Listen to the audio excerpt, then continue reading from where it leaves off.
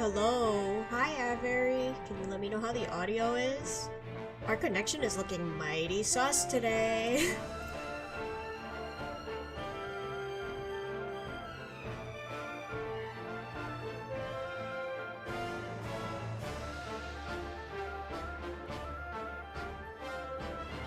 Can you hear me? Can you hear the game?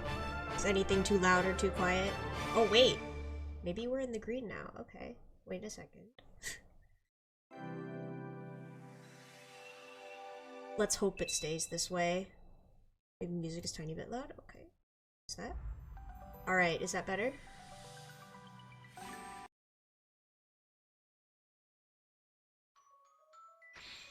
Is that better? So hopefully no lag, I hope. Yeah, we'll see. Is that good?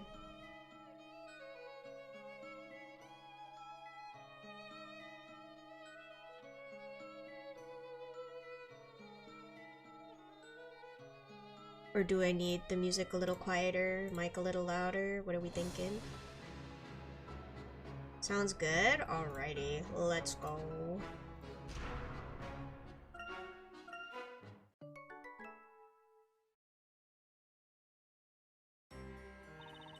We can skip this. We're in the middle of the trial. That's where we left off. Alright, witness testimony about the Talia Magica. When I saw her, the witch was carrying a large milk bucket in one hand and a lantern in the other. The girl had the lantern hanging from her wrist. Her hand was contorted in a strange way. I got a good look at her hand, and it looked for certain that she was gripping something. The witch was holding a scepter in her right hand. She did not drop it once before she was apprehended. Interesting. I see. The accused's hand was contorted in a strange way. I do believe this is quite an important piece of testimony. I saw it! I most certainly saw it! She was holding an invisible scepter. We saw it too! It was the girl up there without a doubt! I as well. These old eyes don't see as well as they once did, but I witnessed the hazy, blurry form of the accused quite clearly. Don't tell the court you're blind. My eyesight is as sharp as the edge of my trusty blade. A toy sword. How fascinating. Although I wonder if he understands the implications of that analogy on his vision. Sir Baker, you may proceed with your interrogation. Mr. Layton's given me another chance. I can't let it go to waste. Let's go. I saw her. Okay. Hold it. The large lantern you mentioned is this one, correct? Explodes. No, don't explode. Hi, Gray. How are you? There's no mistaking it. That fiendish form with its case darker than the darkest of nights. Yippee. That was the lantern. It's just a normal lantern. What is this? It would seem that the glass is shattered. She saw an invisible scepter. Who's gonna tell them? They have no idea. Hi, Epic Pikachu. How are you? And there seems to be a sizable amount of mud stuck to it. On closer inspection, it appears the mud is stuck to the broken sections of glass. Most intriguing. So then, when exactly did the lantern get mud all over it? By the way, witness, you also saw a milk bucket, is that right? Indeed! I would bet my sword on it! And yet that milk bucket mysteriously vanished from the scene of the crime. How many times must I say it, Sir Apprentice Baker?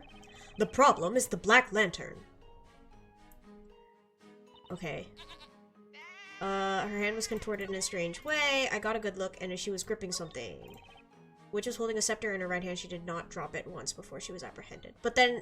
Okay, wait a minute.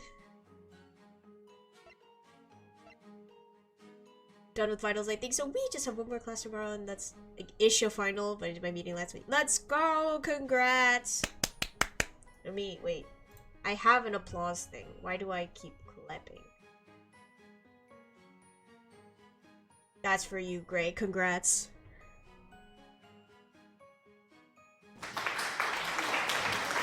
Assuming it plays. Oh my gosh, why can't I hear it?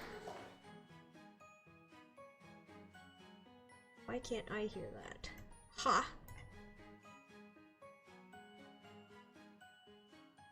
I hope you guys heard that. I think you did. I didn't for some reason, but okay. We'll figure that out. Anyway. Okay, she was holding a scepter. Where's the picture? Where's the illustration? Oh well. Hold it.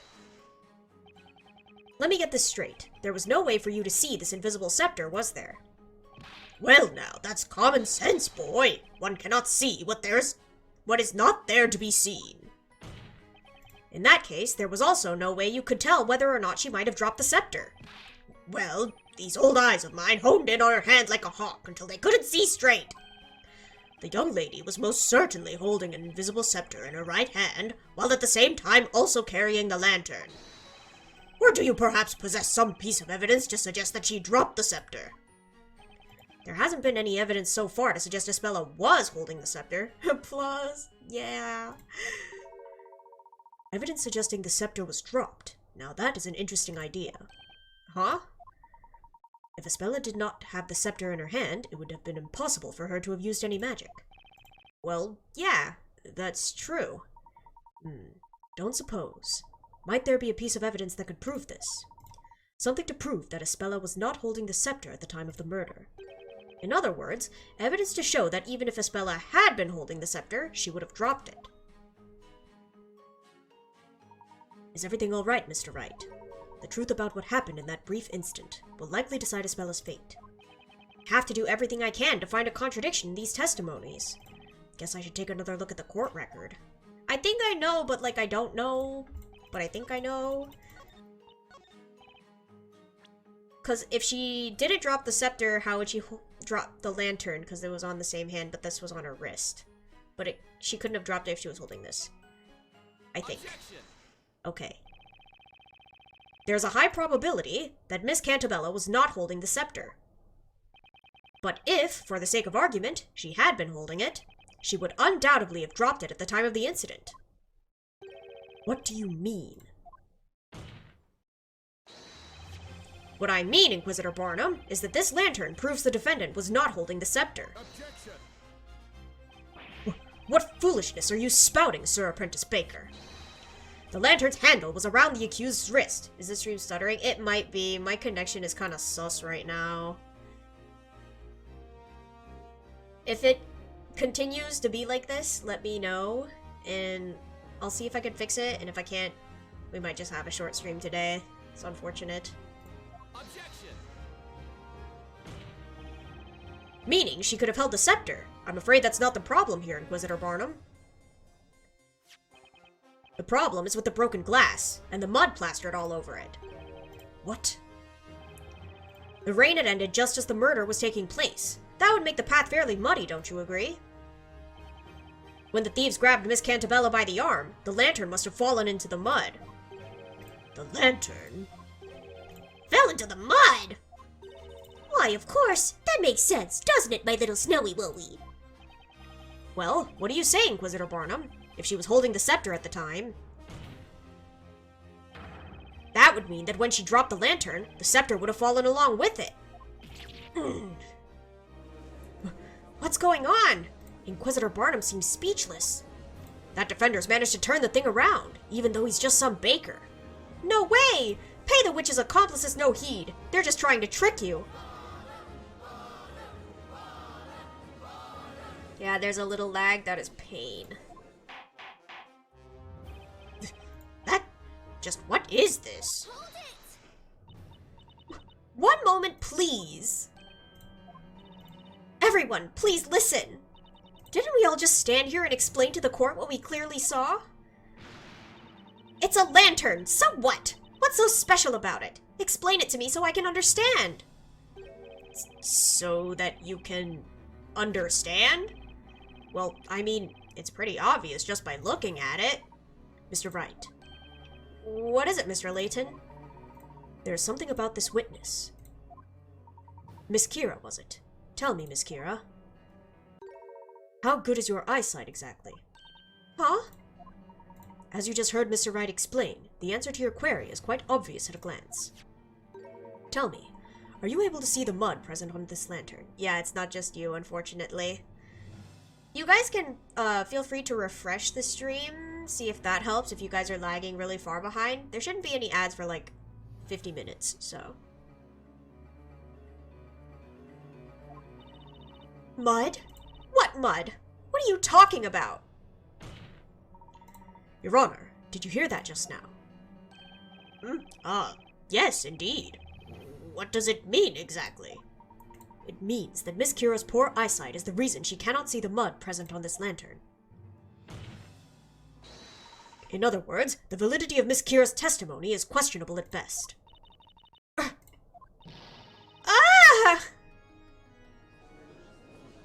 Alright, that's one down. I tried turning down the quality. 1080 at 60 is pretty intensive. It should be at... Actually, it is at 60. Let me see. But I don't think it's OBS this time. It might be our Wi-Fi. I'm not sure. Let me see. Let me see. Let me see if I can edit it while I'm live. Output.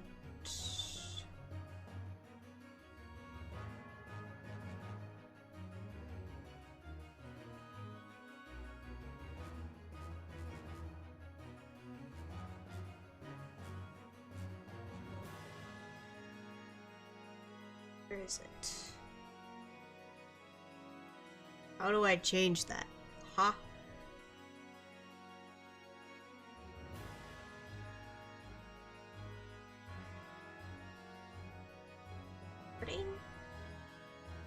Oh, that shouldn't be it.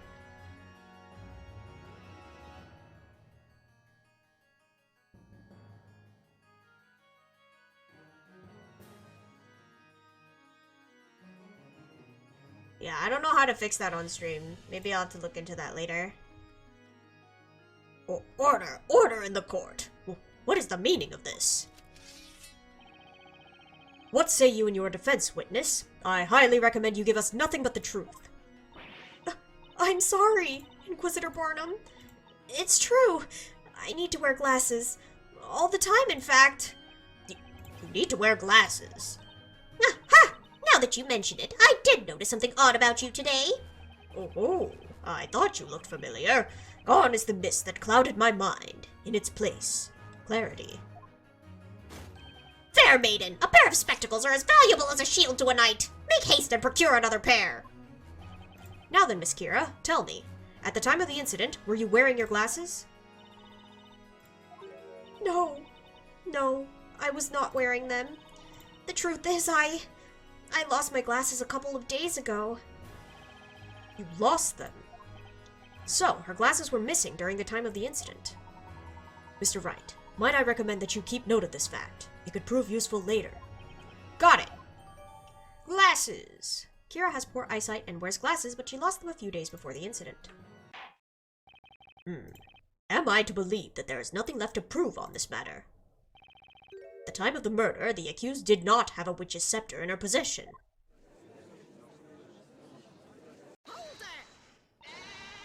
Wait just a moment. Snowy and I have much more left to say. That's right. My trusty sword of justice shall cut through this witch's treacherous lies. I may have lost my glasses, but I haven't lost my will to testify. Oh. Eureka! I remember now. Old age has a way of sneaking up on me. I'm sure you must understand. Yeah, I understand. I understand you're all completely ridiculous. It would seem we have not yet arrived at a clear-cut verdict. Witnesses, you may once again begin to testify to the court. Tell us about the scepter and how it was used in the detestable display of witchcraft that you all witnessed tonight.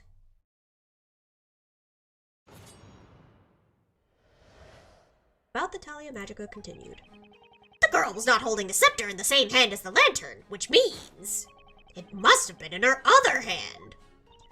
The accused is holding a milk bucket in the court illustration. Who's to say she wasn't also holding the scepter in that hand? That milk bucket is lighter than it looks. Even Snowy could carry it, so she could have easily held the scepter as well. I did not see the milk bucket. Everything felt like an illusion. My guy. Scepter was in her other hand, you say. Indeed, such a proposal is feasible. Sir Baker. Yes, Your Honor. It is the strangest thing. The longer this trial goes on, the more you begin to resemble a legitimate defender. Chat's very delayed. Really? Try... let me see. Refresh, where does it take you? I think if you guys refresh it, maybe you can catch up? Maybe? Ooh, maybe not. Connection do be bad. Here, wait, let me see if I can fix it.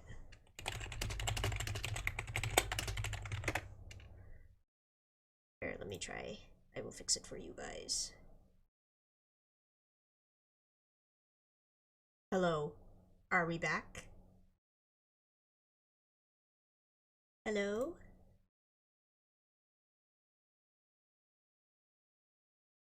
Are we back? Hello.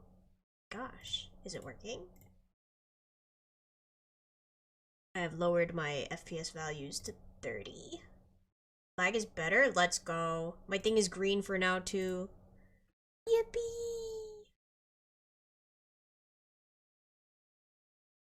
Righty, hopefully this keeps up. We shall see.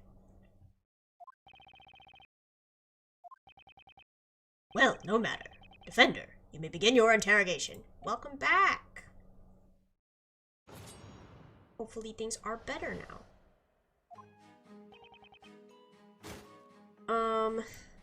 Do we still not have the picture? Okay, they still haven't given us the picture. Accused of holding milk bucket, who also is to say she wasn't holding it. It's lighter than it looks.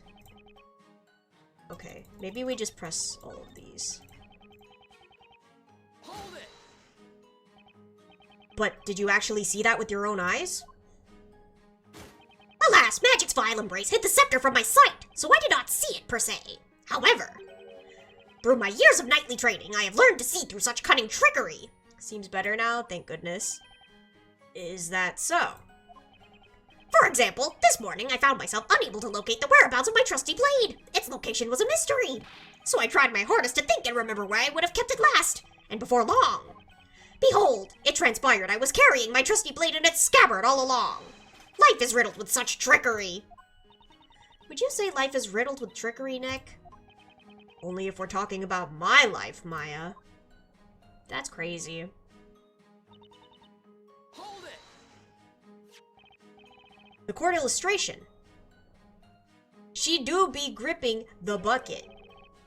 That's right. Judging by the sketch alone, it does look possible for her to have held the scepter.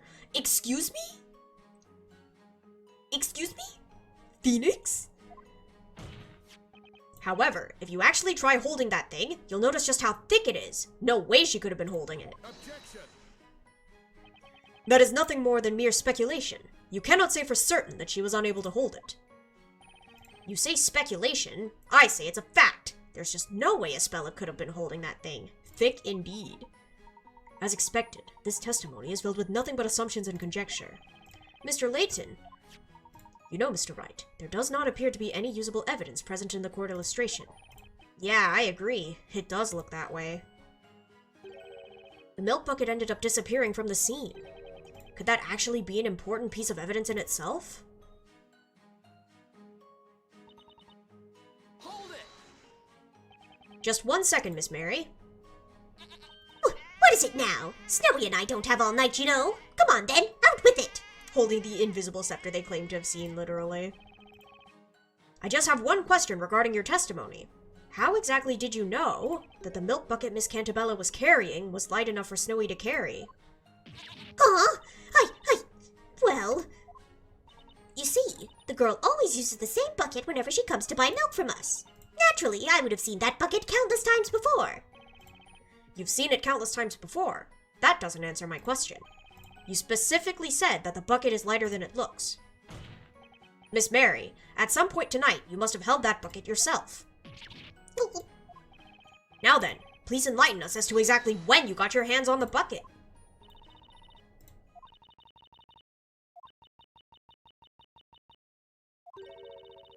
It's true.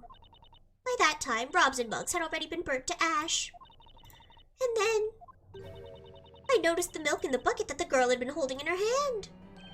The milk? Then, when those two went up in a blaze, Snowy and I made a dash for the bucket. As the girl stood there looking confused, we took the milk from her to make sure it was okay. Huh? Unbelievable. Witness, you... Well, it was just so wasteful. The thought of all that disgusting ash falling into such precious milk. I felt I just had to protect the milk, so I took the bucket back to the farm with me. Madam, do you mean to tell the court that you took evidence from a crime scene back home with you? That explains why we were unable to locate the milk bucket at the scene. Oh my, you're scaring poor Snowy. Here, I brought the bucket with me anyway. See, I didn't even tamper with the milk. Wouldn't it have gone bad? I'm sure you didn't. The court shall accept this milk bucket as evidence. Bucket of milk. The milk bucket Espella was carrying at the time of the crime. Mary brought it back to her farm. Looks like that's one more piece of evidence for us. Now, will the gentleman with the impressive beard proceed with the testimony? I did not see the bucket, but it's right there. Okay, wait, I'm gonna save it, then I'm gonna hand him the bucket.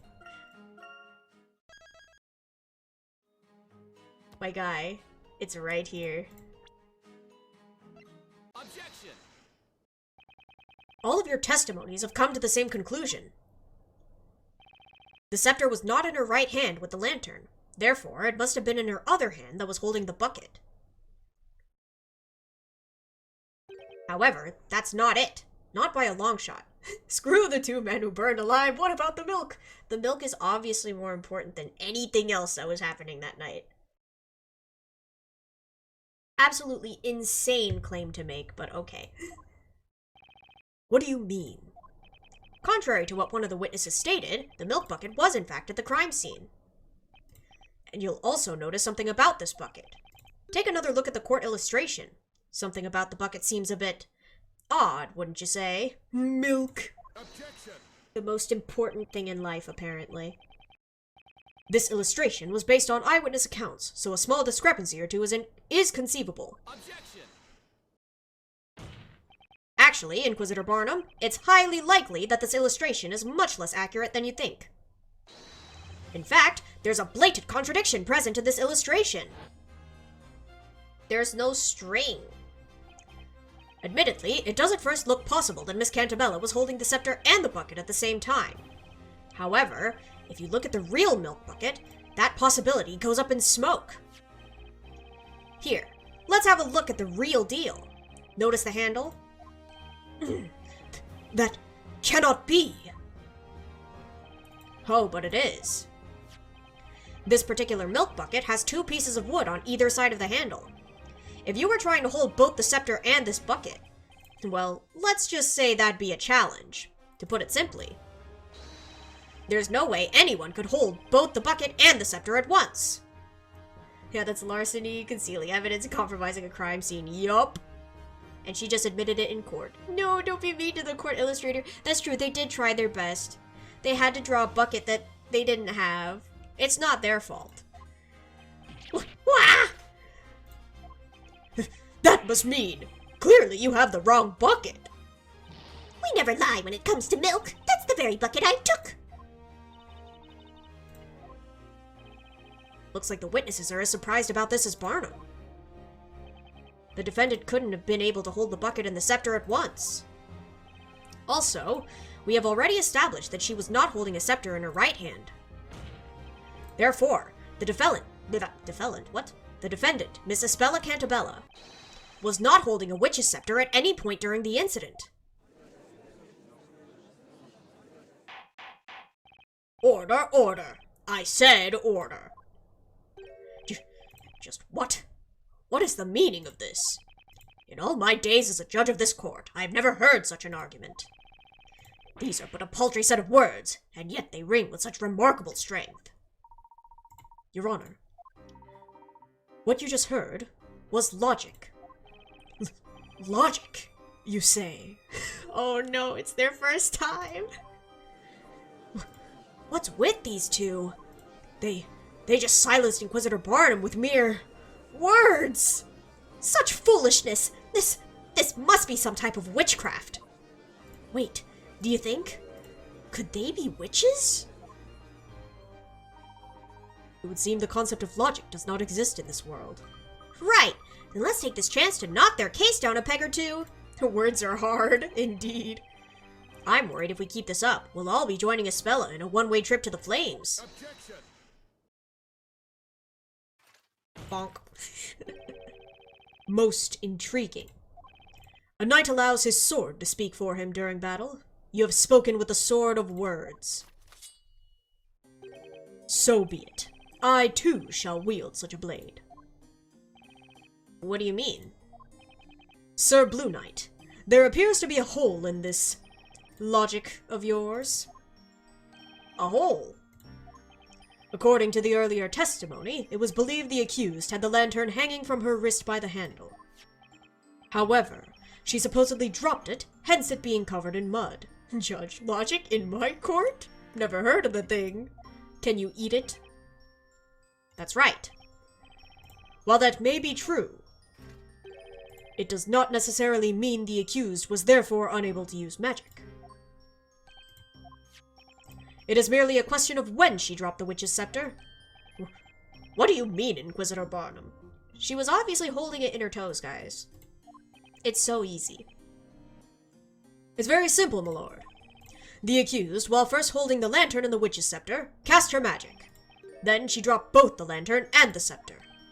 Ah. Witch's scepter was dropped after the spell was cast. Of course. Yes, that must be it. What say you, Sir Blue Knight? That is but a taste of the knightly knowledge of the Inquisition. Wow, Sir Barnum cut through the baker's witchery like a hot knife through butter. Exemplary. I expected nothing less from the hand of Barnum. Oh, to be able to shake that powerful hand someday.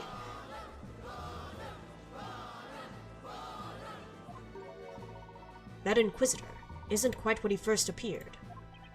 Yeah, sure seems that way. Did you guys think he was dumb? Just a moment ago, it seemed like he'd never even heard of logical debate. Now he's suddenly using it against us. This guy's no joke, that's for sure. Now then, most honorable witnesses, I ask that you lend us your aid once more.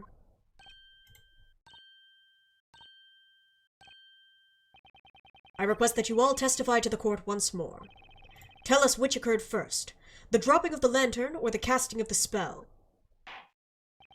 Witnesses, you may begin your testimonies.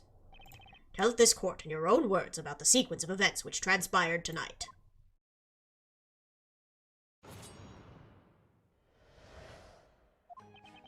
Of course, the lantern fell to the ground after the incantation of Ignise. Sploosh! I'm as sure as Snowy is white. I made certain to keep my eyes peeled on that milk bucket after all.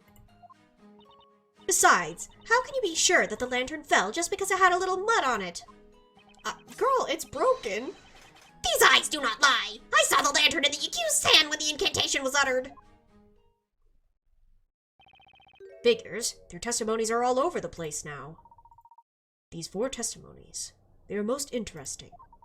The witnesses all saw the same thing, and yet, people's memories are evidently quite fickle. They can never be a truly reliable source. Well then, Professor, with enough poking and prodding, I bet we can really cause their testimonies to crumble. Of course, we need to exploit their fickle memories to turn this thing around. We've got this, Nick. We'll press them so hard they won't even remember what they had for breakfast. I can't even remember what I had for breakfast. Me too. Now, Sir Baker, you may begin your interrogation.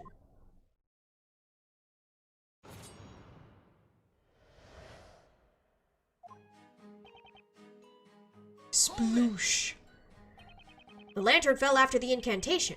Are you positive about that? I say I am positively positive that I am positive. I heard her voice and then sploosh. That sploosh, was that the sound of the lantern hitting the ground? Indeed, but of course. Do you see? But if you look at the lantern, you'll notice that the glass is shattered. You specifically said you heard a sploosh. Shouldn't you have heard the sound of the glass shattering when it hit the ground? The sound of glass shattering? No, I'm afraid I failed to catch your drift. Oh! I was present in an area a bit further away from the crime scene, you see. I have no recollection of hearing such a sound. No recollection? Precisely so. I'll have you know I can easily hear a dog barking across town. Do not underestimate my hearing. I wasn't. Relax, Grandpa. There is nothing of interest in this testimony. Will the witness with the goat please proceed with her testimony? Right. You mean us. You startled us, didn't he, Snowy? But I saw the... Hold it! But earlier, you stated that Miss Cantabella had the lantern hanging from her wrist. Well, not quite. We didn't say for certain. We only believed it was on her wrist. Believed. Yes, precisely. You know how you sniff milk when you're not sure if it's gone bad? And then your nose is assaulted by that foul odor that you weren't expecting. Well, it's a bit like that. Heed my words, madam. Do not make a habit of stealing. For your own safety. We said we're sorry, please. It was all Snowy's fault. Girl. Oh, brother. Anyway, we can confidently say that we both saw the milk bucket, right, Precious? And as for the lantern falling, we don't know much about that, do we now, Schnookums?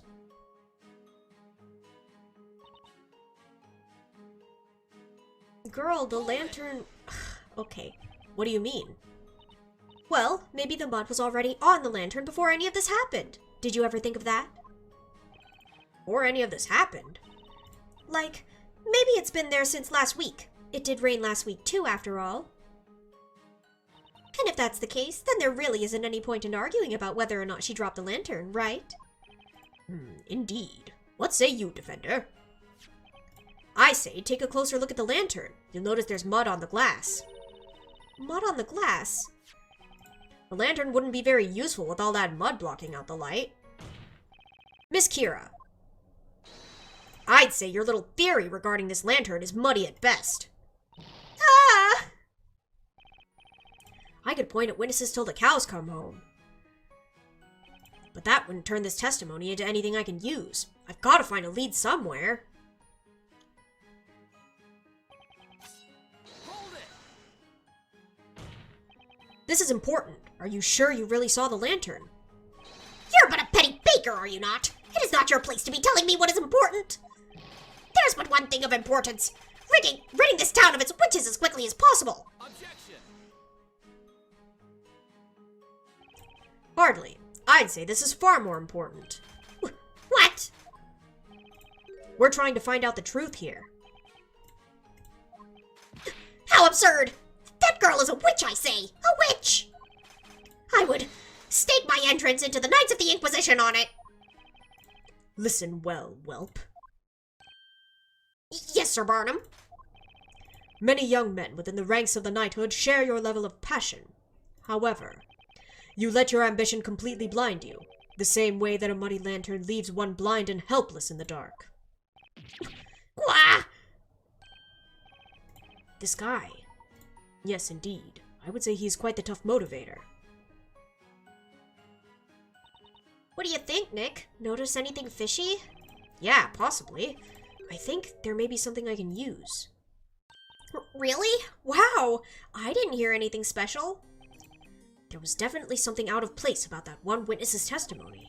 It was something I haven't noticed from any of the other witnesses so far. It appears that you may have found something, Mr. Wright. A 4-witness cross-examination. This is something I've never done before. But then, maybe there's another way I should be tackling this. I believe it is worth trusting that intuition, Mr. Wright. Okay, got it. Alright, let's try pressing that old man one more time. Yes, sir. Hold it! We skip.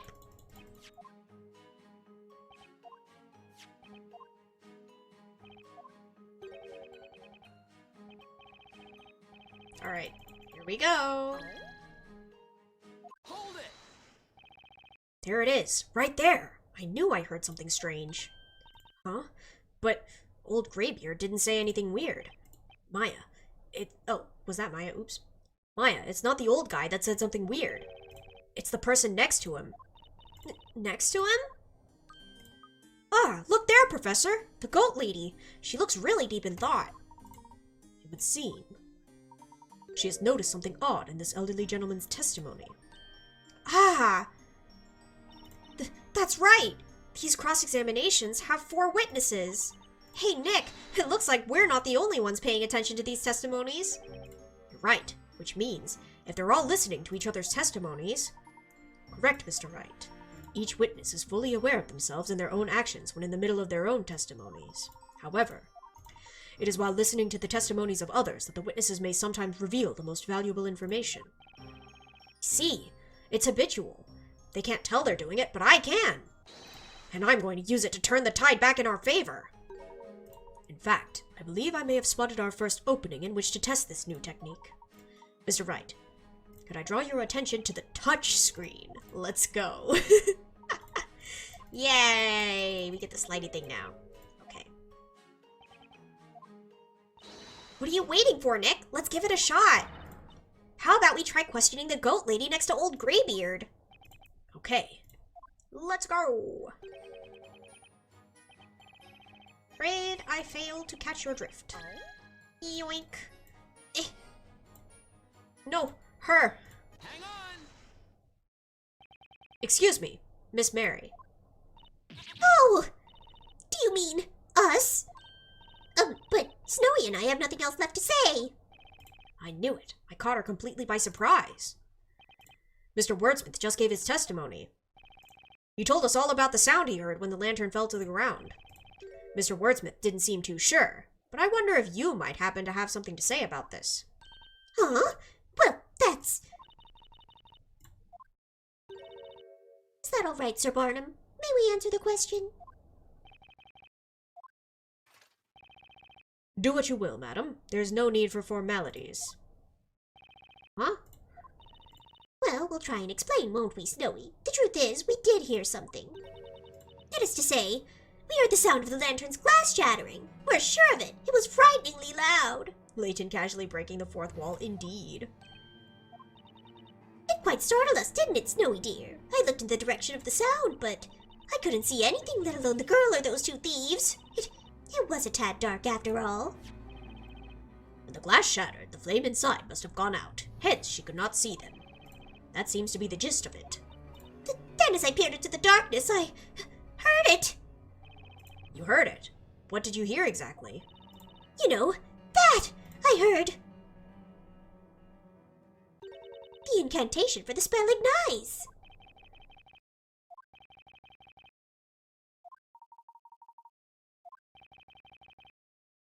What did you just say? Now hold it right there, witness. Yes, my lord. The glass shattered when the lantern fell. Then, after that, you heard the incantation for the spell ignites. Do you swear to the court that this is, without a doubt, correct? Yes, maybe, I think. How about my testimony? What of my oratorical observation? That blasted spell ignites occurred first, then the lantern plummeted to the ground. I heard no such thing. There was no sound of shattering glass. Absurd! Simply absurd! So the lantern fell and the glass shattered. That doesn't change the very fact that this girl is a witch! Objection! I hate to disappoint you, but that's not quite the case. In fact, this testimony changes things a lot. Wouldn't you agree, Inquisitor Barnum? That is very descriptive indeed. What is the meaning of this? Let's go over what we know so far. In order for a witch to use any magic, they must be holding a witch's scepter. And yet, none of the 4 witnesses saw the defendant holding a scepter of any kind. That's because the scepter was made to disappear with the spell Demir, correct? At the time of the crime, the 2 victims grabbed Miss Cantabella's arm, causing her to drop the lantern onto the ground. If at the time she was in fact holding an invisible scepter, then the scepter must have fallen when she dropped the lantern. Now, let's say, hypothetically, that Miss Cantabella really is a witch. In order to use any magic, she would have to recite the spell before dropping the scepter. However, as our witness Miss Mary has just stated in her testimony, she heard the incantation for Ignize after hearing the lantern's glass shatter. What? Ooh. You do all understand what that means, don't you? It means that Miss Cantabella, the supposed witch you've locked up, could not possibly have cast any magic. Therefore, the defendant, Espella Cantabella, is clearly in no way, shape, or form a witch. Wah! Ah! Bah! Oh! Such frivolity! Do you realize what you're insinuating? Do you really think she's not a witch? Such nonsense. Did any of you even listen to my testimony? We did, but you're wrong. There was no glass shattering. Are you calling me a liar, Missy? You couldn't even see the mud on the lantern when it was plain as day. What ridiculous claims, all of you! Oh, hush. Take your little toy sword and go back to playing pretend, Sir Knight.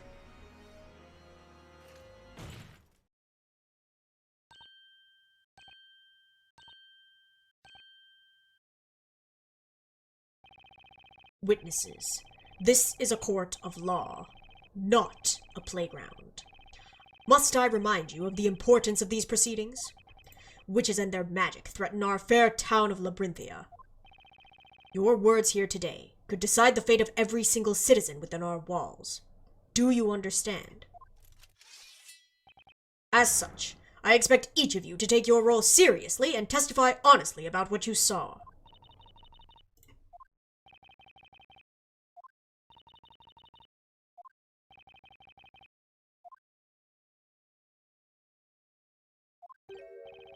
All my days as a judge of this court, I have never seen such behavior. Behavior that leaves a cloud of doubt over the credibility of each of your testimonies. Indeed, my lord. Quite a miserable set of witnesses, this lot. I see.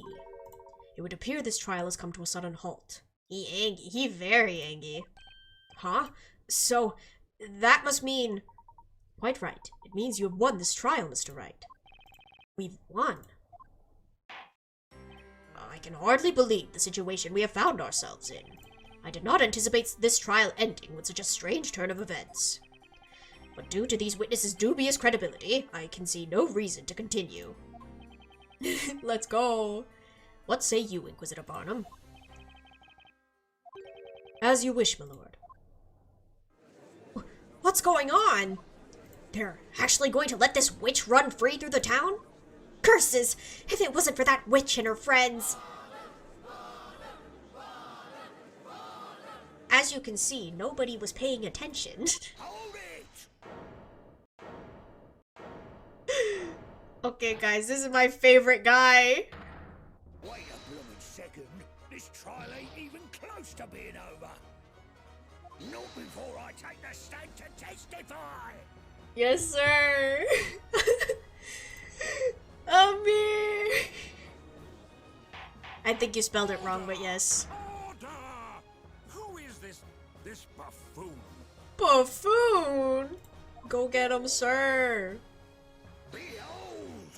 Who am I, you ask? Who am I? Why? I'm the man that's gonna single-handedly save this trial. I'm the fifth witness. Say what? Huh? What? Even Barnum didn't see this one coming. Just as I thought. This trial was going down the drain before I got here. Okay, you lot, assemble! We need a strategy meeting ASAP! I say, who are you? Thank goodness you showed up. We can't give up now, everyone! It's come down to this. To arms, everyone. We shall do battle against that baker and that hat seller. I can't believe this. What the heck is going on? Truly fascinating. It seems a new witness has taken the stand. What's more, he appears to be quite the formidable witness. Why did he not come forward before? Maybe he was at a bar. Look at him go! Well, I guess. This trial is still far from over.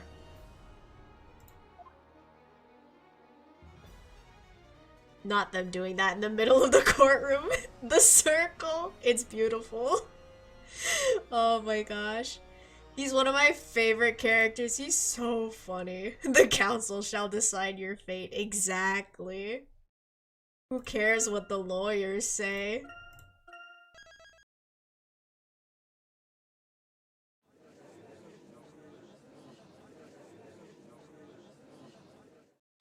Rehearsed testimony, oof. It's all a show, guys. Everything was scripted. Well then, we will now continue with the trial of Espella Cantabella.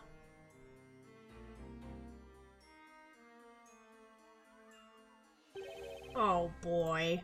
A group of witnesses huddling up before a joint testimony in a witch trial? You can't make this stuff up. Inquisitor Barnum, if I may ask you a question.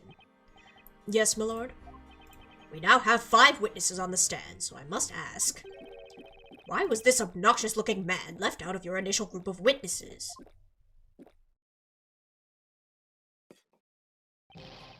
Twitch recap, you're my top viewed person in 63 hours? Let's go! I appreciate it. Baldy's right, Barnum. That's just cold-blooded. There is but one reason, my lord. I did not know this witness even existed.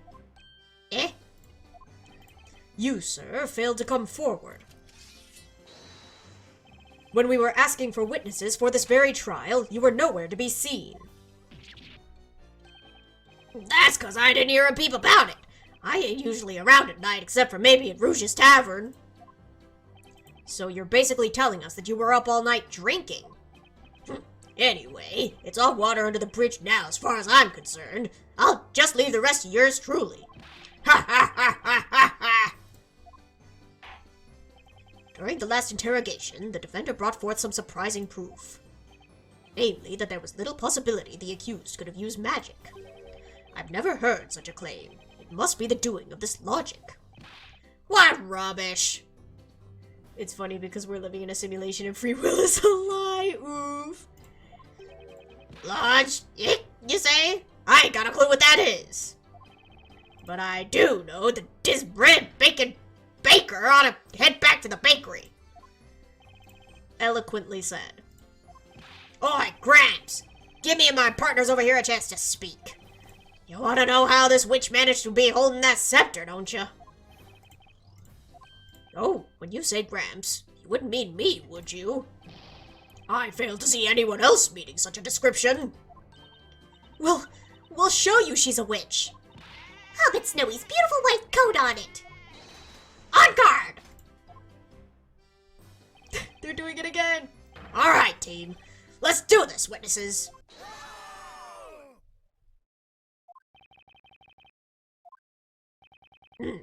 Yes, well, let us proceed with the testimonies.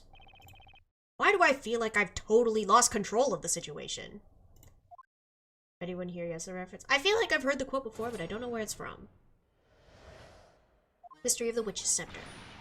It's clear as day. Espella's a witch. We are not backing down on this.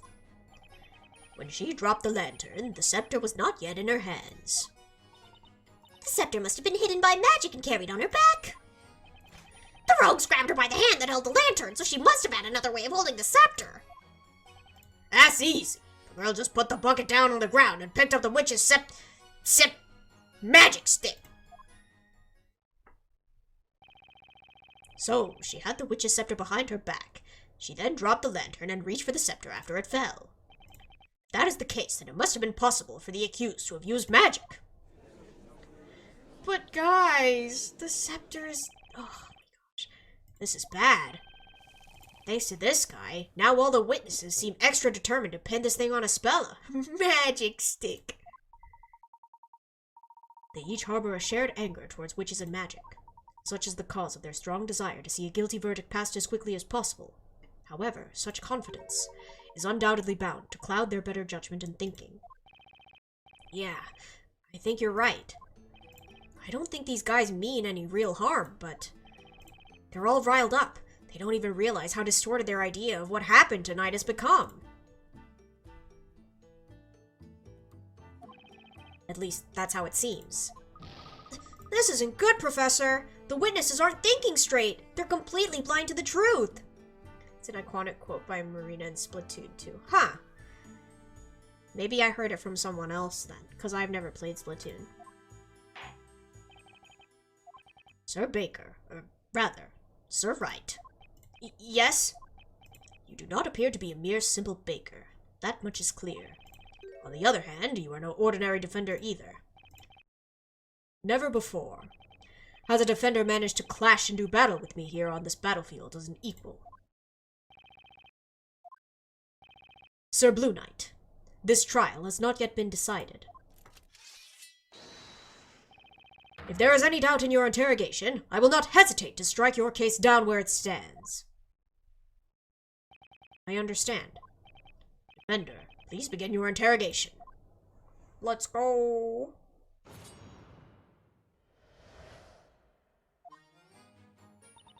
Okay, Spella is a witch. We're not backing down. When she dropped the lantern, the scepter was not yet in her hand. The scepter must be hidden by magic and carried on her back. Hold it! The witch's scepter was behind her back. Well, it's like my little snowflake here. Whenever my darling gets too heavy, I hoist him up and carry him on my back. You mean your baby goat, right? Yes, yes. There isn't a cuter little goat in this entire courtroom, right, Precious? I know it's been asked already, but you didn't see the witch's scepter, did you? Well, no, but it must have been made invisible by magic and then put on her back. You know, Snowy's such a tiny little thing. If I put him on my back, you can hardly see him. I hardly see the point of that comment. So the accused grabbed the witch's scepter after the lantern fell. Hold it! Are you alright? What? Why? Why? Well, for one thing, you're hiding behind what I assume is a shield. Well played, Blue Knight. You managed to see through my steel guard technique. Your steel what technique? You tried to penetrate the depths of my mind and deceive me once with your witchcraft of words. But you will find your words are futile against the strength of my shield, crafted from wood harder than steel. Now then, have at you. Attack me if you dare. No. Just listen a second. Looking at this sketch, it is quite clear the accused could not have held the scepter in the same hand carrying the lantern. Witness, explain to the court just how the accused held the scepter. That's the wrong witness. Okay, well, it's not muddy. But I don't know if I'm supposed to tell them that. Objection! No! No.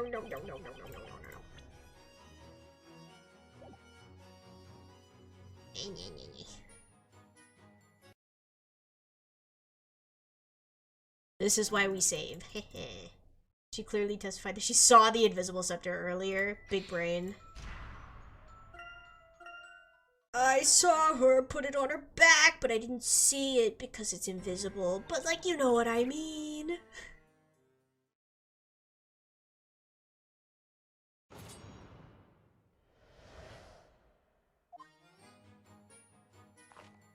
Hey. Guess I pressed this too. No matter how many times we ask, you still say you didn't see the scepter, huh, Gramps? Ask you, youngling, were you paying attention to this trial? Yes. Well then, magic made the scepter invisible, did it not? Thus, my old age clouding up my vision has nothing to do with anything. The scepter actually vanished. No. What I'm saying is, if it really was invisible, you wouldn't be able to actually prove it. Not so, young one. We can prove it. The girl is a witch. There's your proof. In Save Scum we trust indeed. So, my old age clouding up my memories has nothing to do with anything. The scepter magically vanished, you see. Okay, we get it. When the lantern fell, you claimed the scepter was still not in her hands yet. So that means... Okay, that's it. I'm going to my favorite guy. No! Let me go to my guy.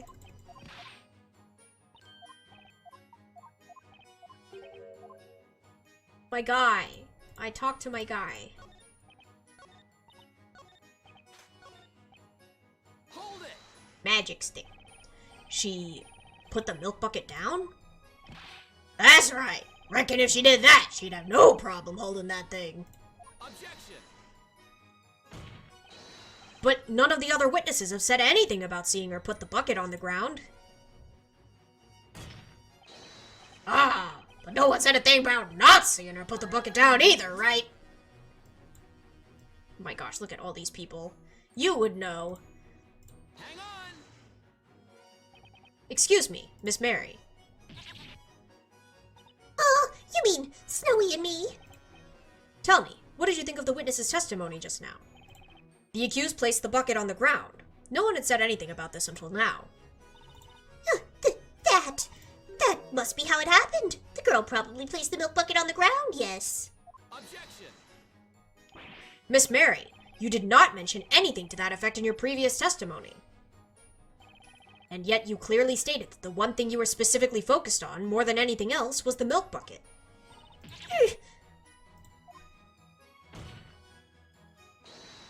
Ergo, you should be able to confirm to the court whether or not the bucket really was placed on the ground. Objection!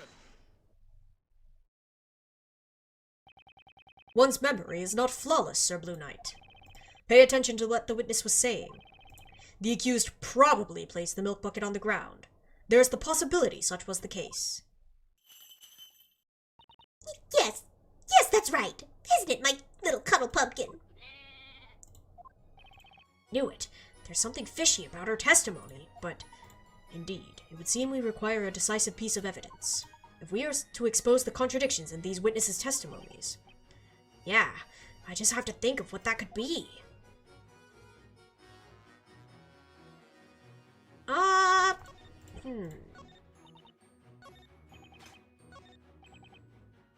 Hold it! Magic stick. She put it down.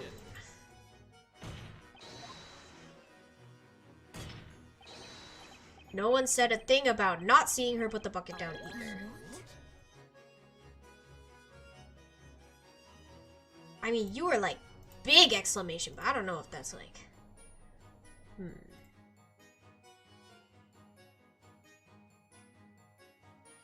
Save state, heh. Hang on! Excuse me, Mr. Wordsmith? What is it, oh boisterous blue one? Tell me, what do you make of this witness's testimony just now? He stated that the defendant put the bucket on the ground. The other witnesses never mentioned that. Let me tell you something, young man. Long have I lived and prospered. In that time, I have forgotten much. Dreams, aspirations, even love. I simply forgot about the milk bucket, like one would forget about a single drop of water within the bucket that is life. Thank you for that, Mr. Wordsmith. No further questions. I still don't understand a single word that comes out of his mouth, Nick. Sheesh, guess it's back to the drawing board. Okay, so that's not it.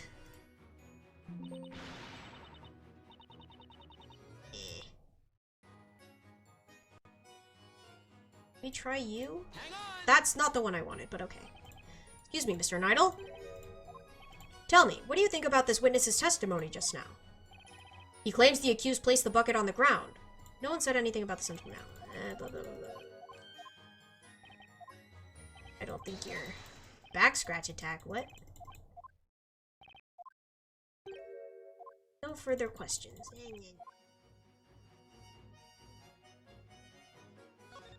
Do they want me to just present something to him? I forgot.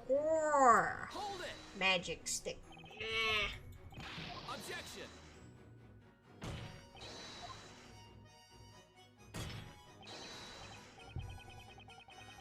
Not seeing... you. Hang on! Excuse me, Miss Kira. Yes, what is it? Tell me, what do you think of this witness's testimony just now? No one said anything. Blah. Why, you're right. How odd. Everyone must have simply forgotten. Myself included. Huh? But yeah, Isabella definitely did put that milk bucket down. That way, she was able to easily grab her scepter and use magic. Easy peasy, right? The nerve, Nick!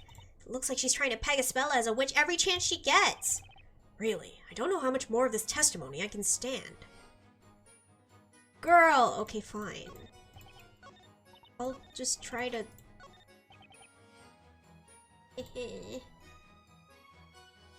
see.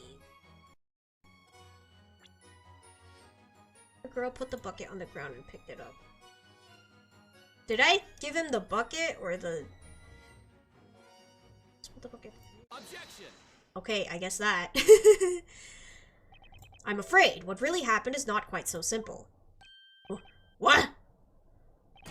What you talking about? It had only just stopped raining moments before the crime took place. As a result, the ground was very muddy.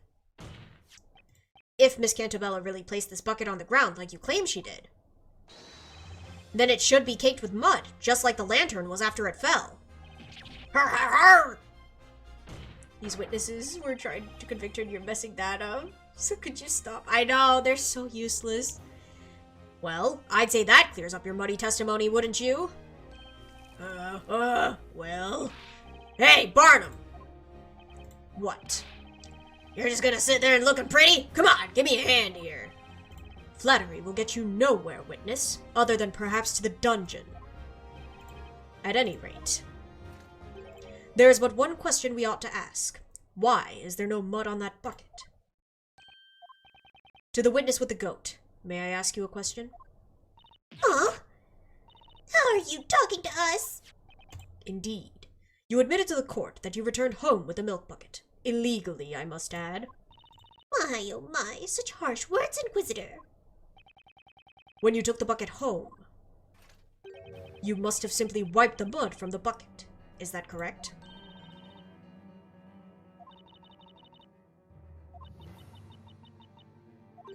You know, now that you mention it.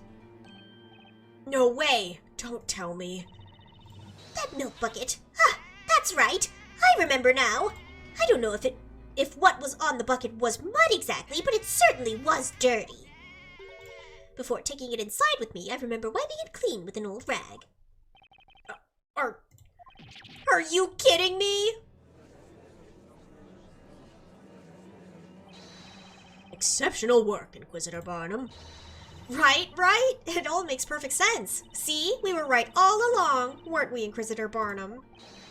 I knew that, sir. It weren't just for show, Barnum. You sliced his argument in two. Objection! Witness, Miss Mary. What is it? You're absolutely sure there was mud stuck to this milk bucket? Oh my. Well, truth be told, I don't remember whether it was mud exactly, but I do remember cleaning the bucket off when I got home.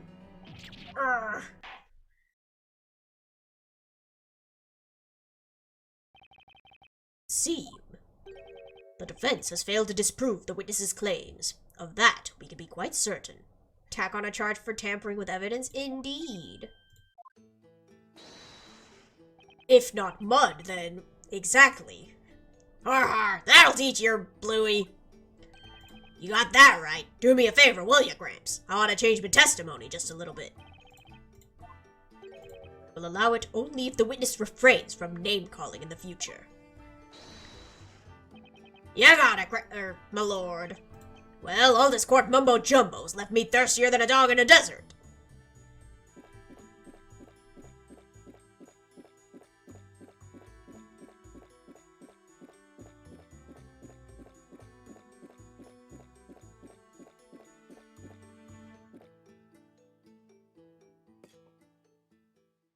That cup holds an awful lot of liquid. That witch there was holding the stick. I even heard her say the incantation thingy. That's right, I witnessed it all. Throwing it back, indeed. Hold it! But no one knows for sure if Miss Cantabella dropped the milk bucket on the ground. Because there's no mud on it. Is that what you're saying? Hey, weren't we over this already? We know the goat lady wiped off all the mud. Objection! However, Miss Mary doesn't clearly remember whether or not it was mud that was stuck on the bucket. We really don't remember, but maybe. I guess maybe there was mud on it. I mean, she couldn't hold the scepter without putting the bucket on the ground. Miss Mary, please give a definitive answer. You all done, Bluey? Talk all you want, 'cause it ain't gonna help. You see. The 5 of us. We saw what that witch went and did. We saw it clear as day. Look at him spin. Okay, yeah, it's just him. Hang on. Excuse me, mister? Earth to Gramps? Bender, when you say Gramps, might you by any chance be referring to me? No, no, of course not, Your Honor. Mr. Wordsmith, are you listening?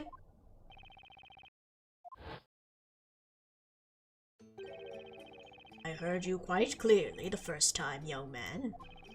These ears hear all, the crackling of the fire, the whispering of the crowd, and now, your voice. That's the case, then allow me to ask you a question. You were clearly deep in thought just now. Do you have something to say about this man's testimony? Indeed so. I felt something was amiss. However, what that means I cannot say. Amiss? Witness, could you tell us? What precisely was amiss with the third-rate testimony from this third-rate witness? What a burn, Barnum! Current charges for Mary, larceny, tampering with evidence, concealing evidence, and compromising a crime scene. I would talk on perjury, but I know that isn't a crime in this universe. That's true. She's still got quite the list without it. 5 heads are better than 1. 10 eyeballs are better than 2. As I listened to this man's testimony, I could not help but become aware of something most odd. Tonight, when the crime occurred, we all made haste to that terrible scene. The delicious scent of mid-evening dinner permeated through the air, the shadows of those present cast through the dim light. And yet, there were but 4 figures standing in that vicinity, myself included. 4? Hold on 1 second. You're saying that there were only 4 witnesses at the crime scene tonight? These eyes may be old, but they know what they saw. Is something the matter, Miss Mary? No, it's just that Snowy and I were trying to remember what happened at the time. I remember the flames erupting into the air. That's when Snowy and I made our mad dash to save the precious milk. And when those 2 ruffians were set ablaze, the flame filled the area with light. In that sudden flash of light, we could see that there were other people around besides ourselves. And that's when I saw them, the other people that scrambled to the scene along with us. I'm quite sure of it. There were only 4 of us there at the scene of the crime. Objection. Hold it, madam. What in blazes is going on? We have 5 witnesses on the stand, all claiming to have witnessed tonight's events firsthand. That means we have 1 witness too many. Don't be stupid! Oi! Y'all lot better stop speaking out of turn. All for one and one for all, remember? We all promised to take this witch down together, didn't we? It's not quite that simple. We saw what we saw. Well, I say it's about the numbers, and I counted, I say. He's a third-rate duelist with a 4th-rate deck, oof. I'll have you know, my counting is flawless. On nights when sleep eludes me, I can count sheep from moonrise to sunrise. 4 witnesses, 5 witnesses, what difference does it make? Things all started getting muddled when you showed up. What the? You saying it's my fault? I was there, you fool! Didn't I just finish saying that? My testimony is strong as steel, even if it's not completely stainless. Order, order! I said order. What? What is going on here? You claim the number of witnesses does not add up? I have never paid witness to such an outrageous conflict. There is but one answer to this puzzle, a single possibility. What do you mean? There's one impostor among us, very sus. Without a doubt, magic must have been used at the scene of the crime. Furthermore, it would indeed appear that there were only 4 witnesses present at the scene. And yet, currently, we are faced with 5 witnesses testifying to the court. That certainly is quite a fatal contradiction, with only one possible answer.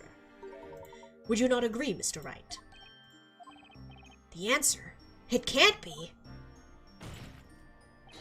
Well, outwit the supposed answer, Sir Blue Knight. What is your explanation for the current number of witnesses? One of them is a witch! While it might seem far-fetched, the reality is actually rather simple. The real witch, and the real murderer in this case, is actually one of these 5 witnesses. Which... What?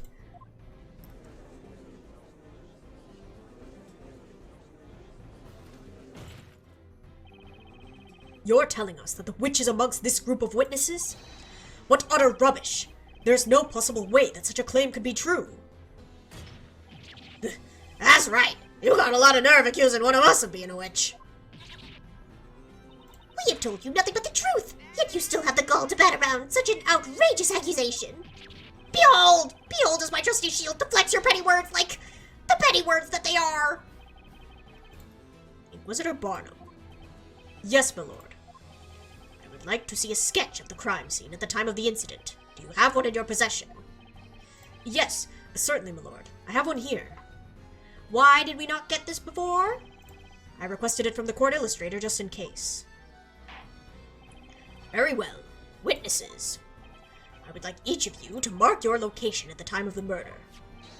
Here on this crime scene sketch. Quickly now. The number of witnesses doesn't add up. It looks like we're getting somewhere now, but we haven't even scratched the surface of this case yet.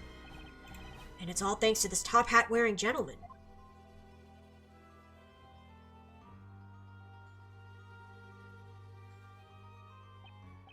The court accepts this crime scene sketch into evidence.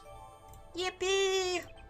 If one of the witnesses is the witch, that could only mean one thing. Somebody here isn't telling the truth. That would indeed appear to be the case, Mr. Wright. Listen well, Sir Blue Knight. There is one witch among us, sus. The path you tread now is a dangerous one. Claiming that a witch is among these most honorable witnesses is a serious accusation, should it prove to be a false one. You will find yourself at the other end of my sword. Do I make myself clear? Huh? But that wasn't so much my suggestion. I mean, the gentleman here with the lovely top hat was the one who urged me to say it. Phoenix! It is the same thing, Sir Blue Knight. Indeed, it is the same thing, Sir Baker. It is the same thing, Mr. Wright. Oh, boy. Now, ready your sword. Ready? Were you listening? You claim the witch is not the accused, and that someone else at the crime scene was the true culprit. If what you say is true, then surely you can tell the court exactly where this person was at the time of the crime, can you not? Come now, Sir Blue Knight. Only you can enlighten us as to who this real witch actually is. Sir Doughy Defender. Show us where the witch was at the exact moment the murder took place. I mean, they gotta be here. Like, right there. But I'm going to save because I'm scared. Got it. Top 10 anime betrayals, true.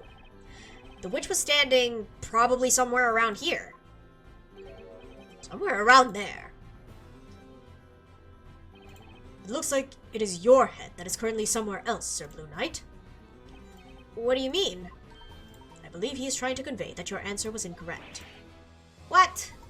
If I may, Mr. Wright, keep in mind that the real witch is among the witnesses, so we cannot be completely certain that their testimonies are all true. Of course, that's true. Well, looks like relying on the witness testimony is out the window. Mr. Wright, the witch used the spell Ignise, right? Take a look at the Grand Grimoire. We're bound to find something in there.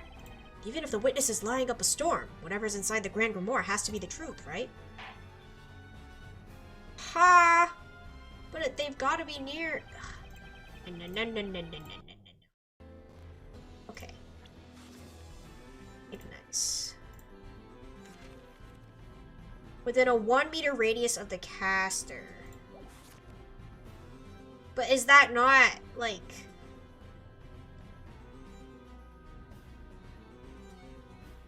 Because they have to be here. Do I just point at Espella? But surely not. Even as a bakery still pulling out the third-person argument, yeah. Here. I said probably again. Ah! What the heck is a meter? True.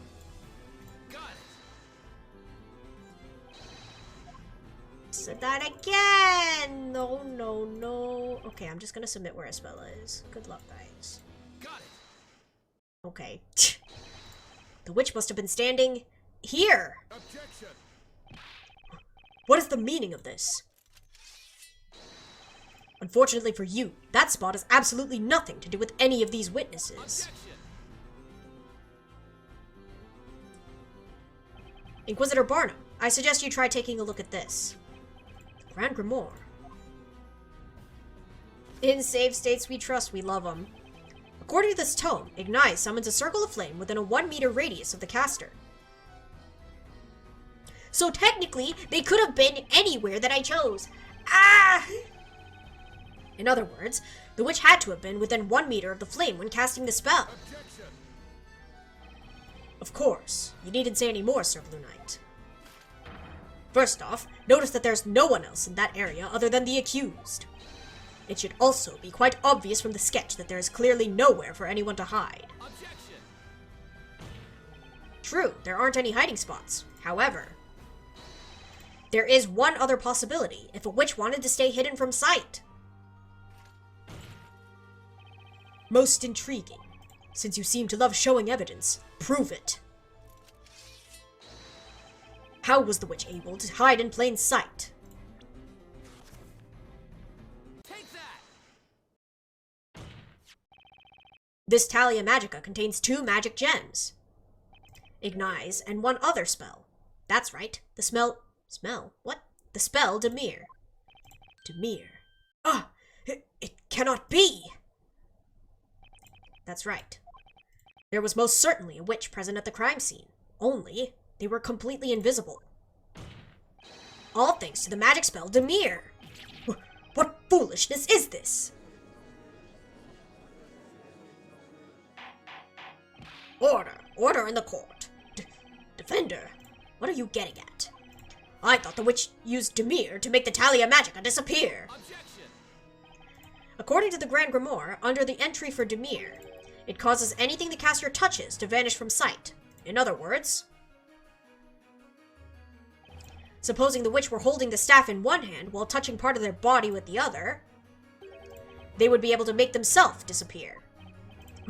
Are you implying that is the reason for the conflicting number of witnesses?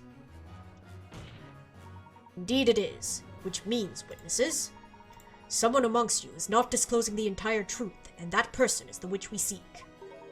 I believe this is the most probable scenario.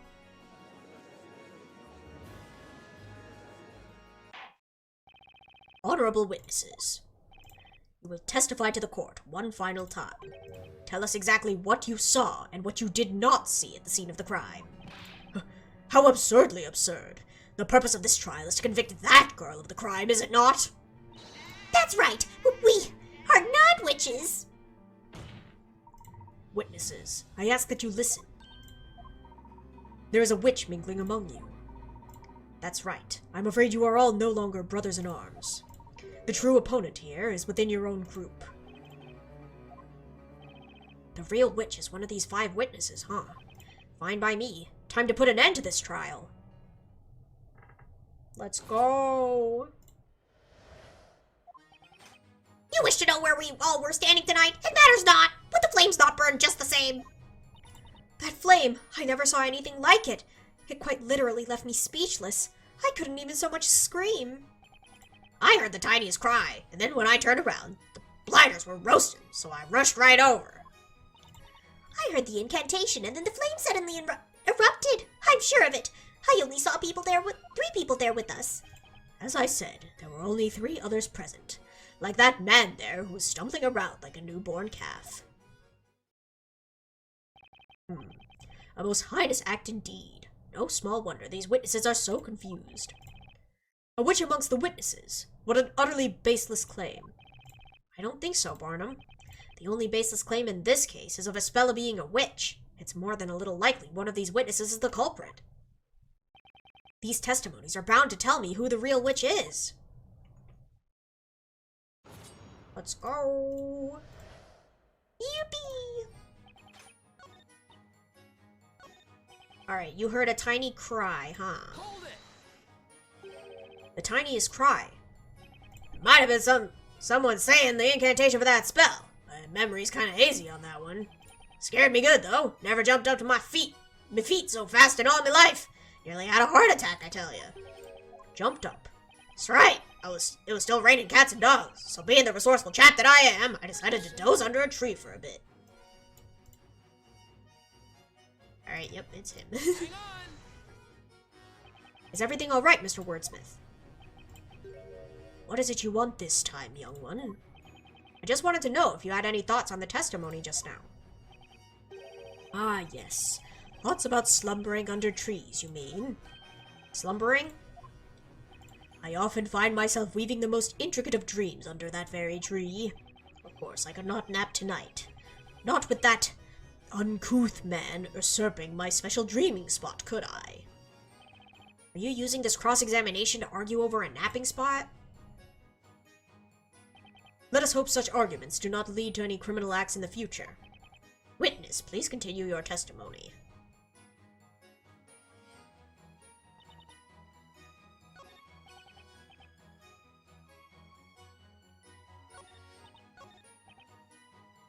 Maybe I just press this one and then let him talk. Jumped up. It was still raining cats and dogs. Blah, blah, blah. It decided to doze under a tree.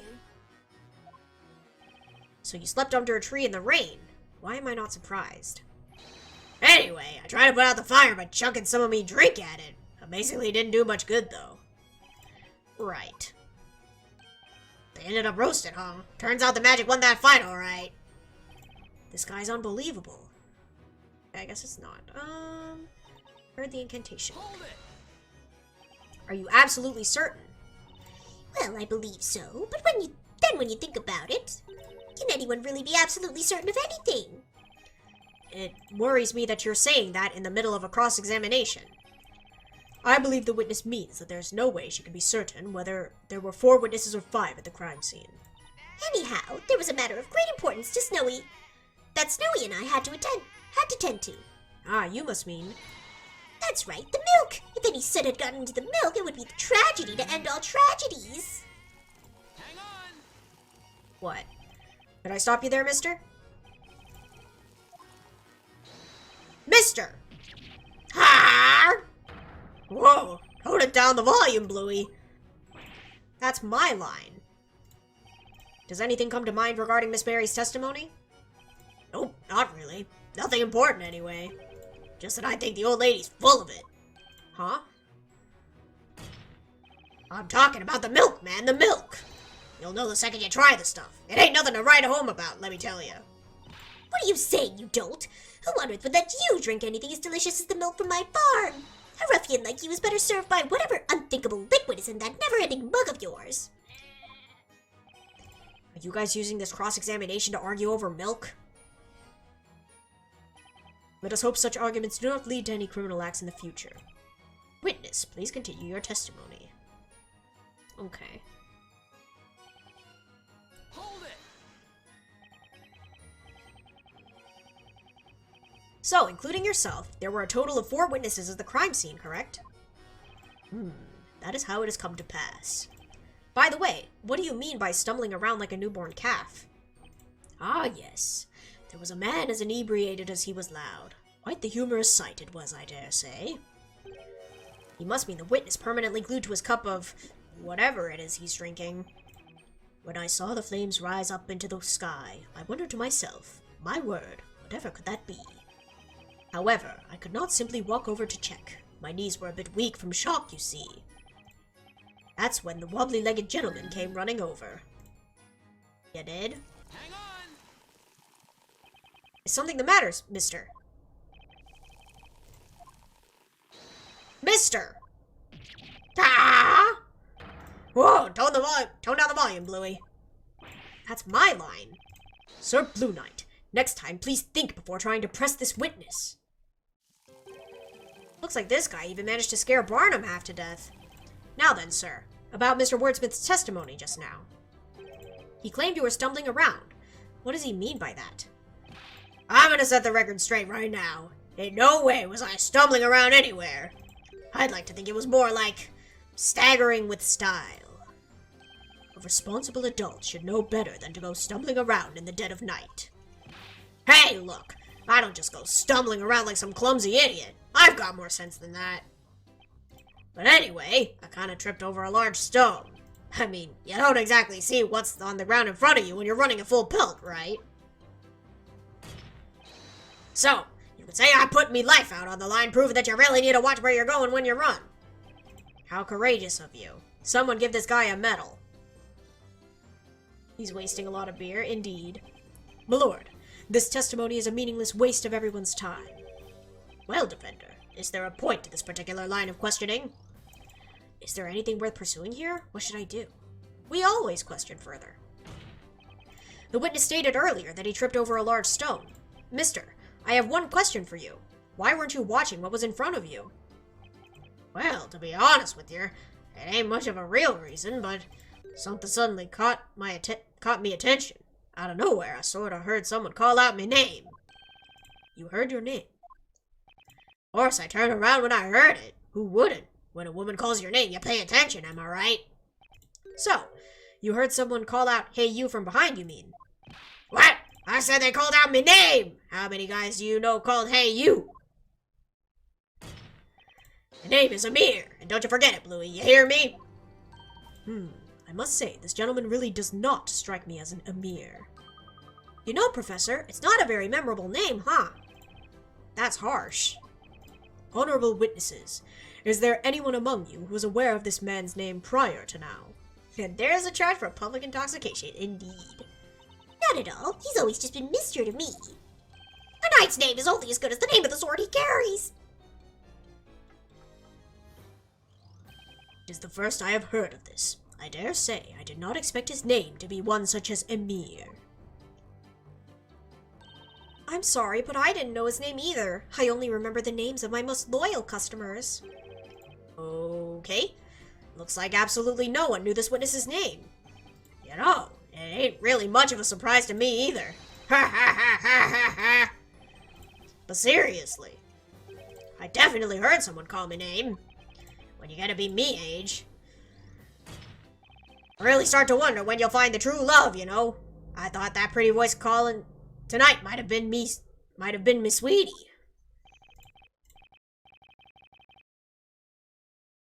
I feel so bad. Your Honor, I don't believe we should be so quick to label Mr. Amir's testimony meaningless. Would you not agree? I request that the witness add this amusing anecdote to his testimony. Understood. Witness, amend your testimony, but please reflect only the important points of your story. I'm telling you, I heard someone call my name, and I was looking around trying to find him. I ended up tripping when someone called my name from behind. Alright. Amir! Objection!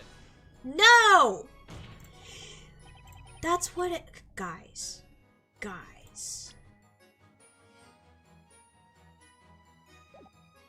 I just press it? Hold it! Excuse me, Amir. Don't sweat it, Bluey. Mister, hey you, it's all the same to me. You stated that you heard your name being called from behind. Are you absolutely sure about that? Well, right or wrong, sure sounded like my name. I mean, what else could it have been? I wouldn't have remembered it happened if I hadn't heard something, right? Still. Maybe there's a chance I just imagined it, huh? But anyway, I remember it came from somewhere behind me. From somewhere behind you? Is something the matter, Mr. Wright? Amir's memory isn't the most accurate, but if what he says is true... Then there's definitely something here. Something, you say? Might you mean a contradiction? Yeah, I think so. Although, I don't know. There's just something strange about his testimony. I don't see any decisive evidence in the court record that can help. Do you mean to say that you found a contradiction that cannot be supported by the evidence? Objection. But. My lord, this line of interrogation is a complete waste of the court's time. Defender, I must warn you from here on, any unnecessary questioning will be dealt with accordingly. If I don't answer correctly here, it's curtains for the trial and for Espella. If you are intent on finding a fault in this witness's testimony, you'll need to present decisive evidence to back up your claims. There's not one single piece of decisive evidence in the court record. What do I do now? Mr. Wright. Mr. Layton. I have an idea. I believe there's a weapon of sorts with which you may be able to expose this contradiction without the need of evidence. A weapon? Now, defender, give us your answer. Yes, Your Honor. The defense finds that the witness's testimony contains a clear contradiction, but I'm scared. Your Honor, the defense believes there's a huge contradiction in the witness's testimony. Objection.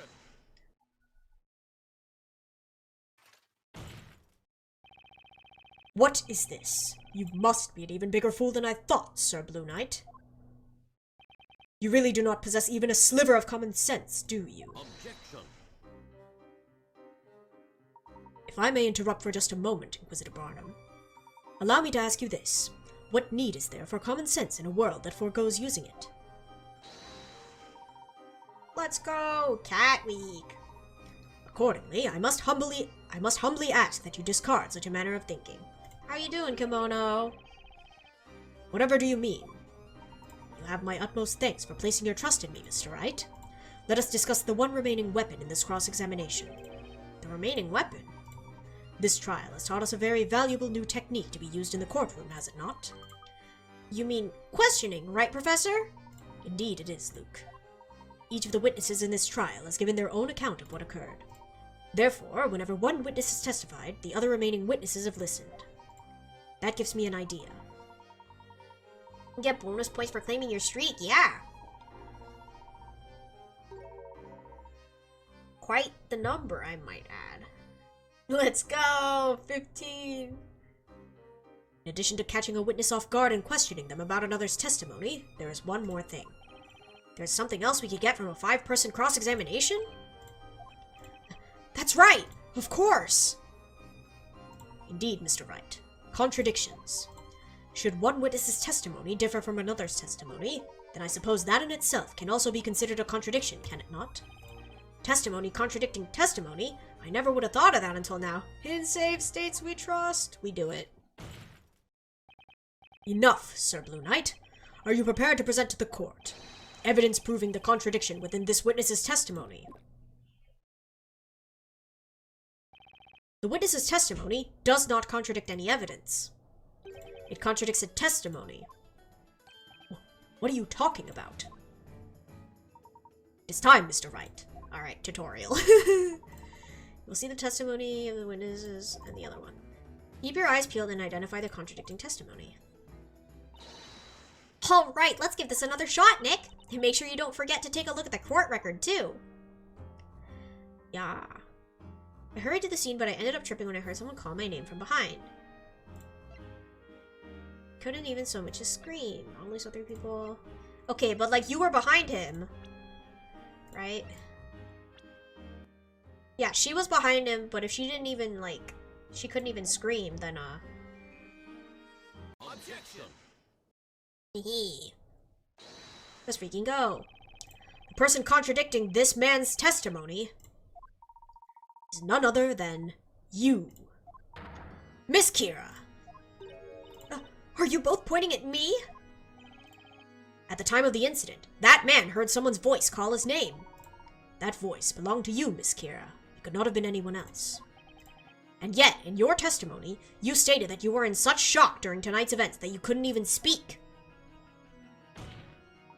This is a clear contradiction. Objection. What? What is the meaning of this, defender? Can you really claim to trust this sham of a witness and his sham of a testimony? Objection. This man's character is besides the point. His testimony is anything but a sham. As he watched the flames erupt, his attention was drawn to a voice behind him, which in turn made him fall over. He heard a woman's voice calling his name. A very concrete reason, and reason enough to believe his testimony. Objection. If it is as you say, then explain why you feel this witness is somehow responsible. That's right! Why me? People barely hear me when I'm out selling my flowers. That's how soft my voice is. And besides, there was another woman at the scene, wasn't there? Me?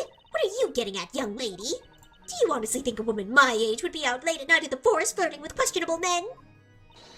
Besides, I didn't even know this pathetic man's name. How could I have called out to him? Neither did I, and even if I did know his name, do you really think he's the kind of guy any self-respecting girl would want? Come on, ladies. I'm standing right here, you know. My poor boy. As I was saying, the only person that guy could have heard from behind him was you, Miss Kira.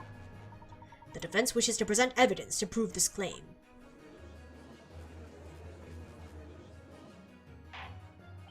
To accuse a witness like this young lady here, why, this is simply unheard of.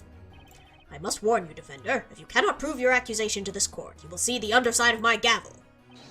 Show us the evidence proving this young lady was the one who called out to this man at the time of the crime. Take that. Take a look at this and you'll have your answer. This is the crime scene sketch. You can see the position of each witness during the crime. The only person that he could have possibly have heard from behind him was none other than Miss Kira. Objection. Listen here, Sir Blue Knight. I will only tell you this one more time. A sham of a witness yields only a sham of a testimony. That's all there is to it. No, he's so sad.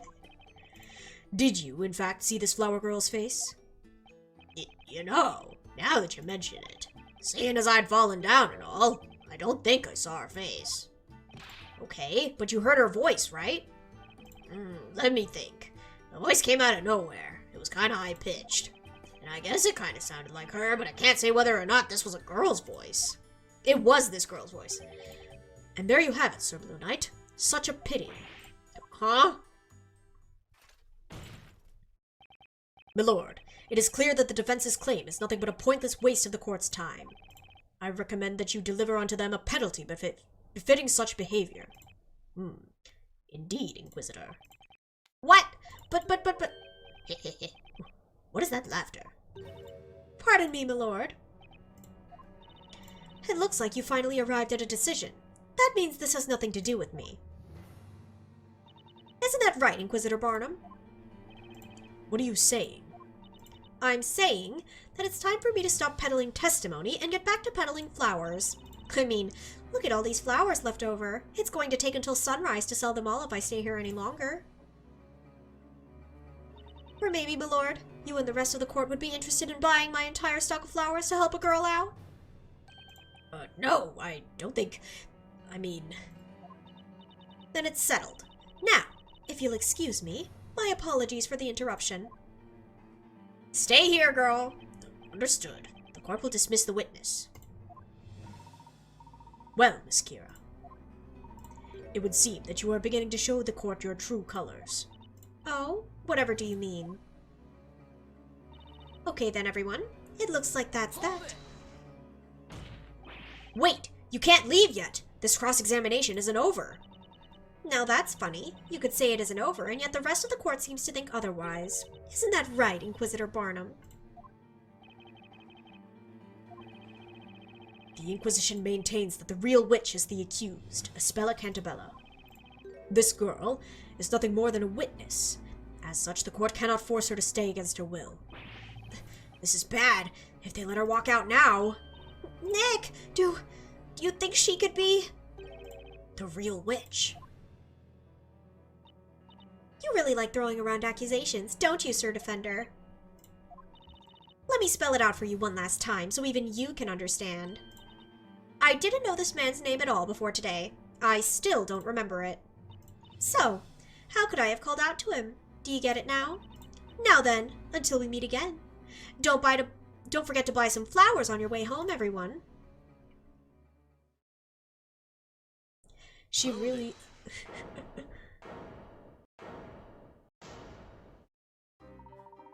One moment, please, Miss Kira.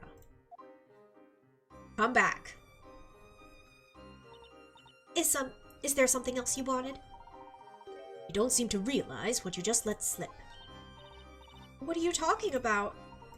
This man testified that he heard his name called at the crime scene. However, you had no knowledge of his name at the time. Is that correct? That's right. This weirdo's just imagining things. Like I said, I've already forgotten his name, even though he told it to us earlier. There is just one problem, Miss Kira. Namely, what the voice he heard tonight was actually saying. Huh? What do you mean? That's obvious. It was a name, wasn't it? Now, what was that name again? My lord, I'm still here, you know. You're saying that what this man heard tonight wasn't a name, but rather something else entirely. Indeed I am, Inquisitor Barnum. Something else. Aha! There's only one other thing it could be.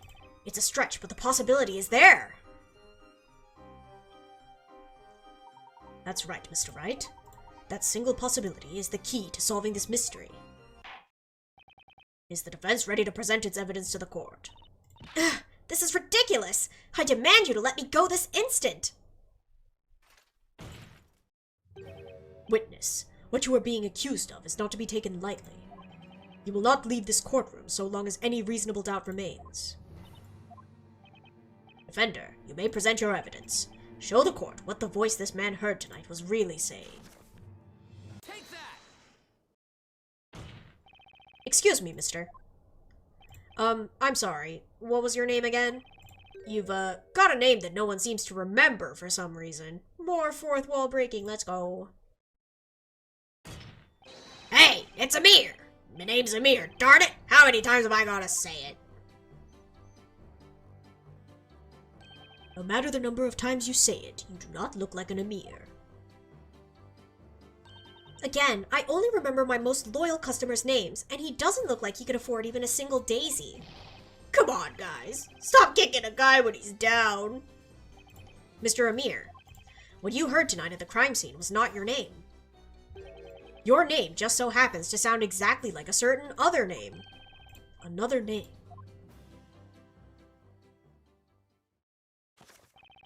The answer is right here in this tome. I'm talking about Amir. Amir? What he actually heard at the time wasn't his own name. It was the name of a magical incantation. What? What the?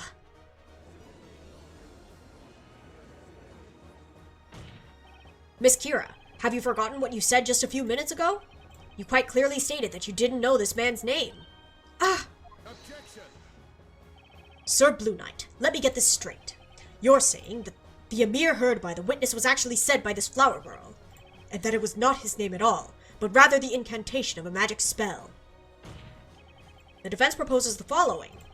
The true criminal, the supposed witch, is not the defendant, Miss Isabella Cantabella, but instead the witness who was heard uttering the magic incantation. Miss Kira, she's our witch. You used magic to vanish from the scene and tried to frame Miss Cantabella instead.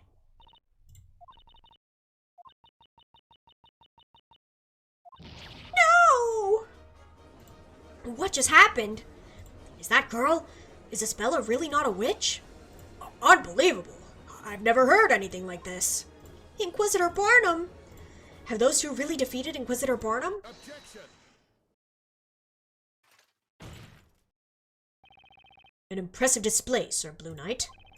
It would seem you have finally managed to hone your blade. However, I believe that blade's edge is already beginning to dull. What do you mean? I am referring to a contradiction, naturally.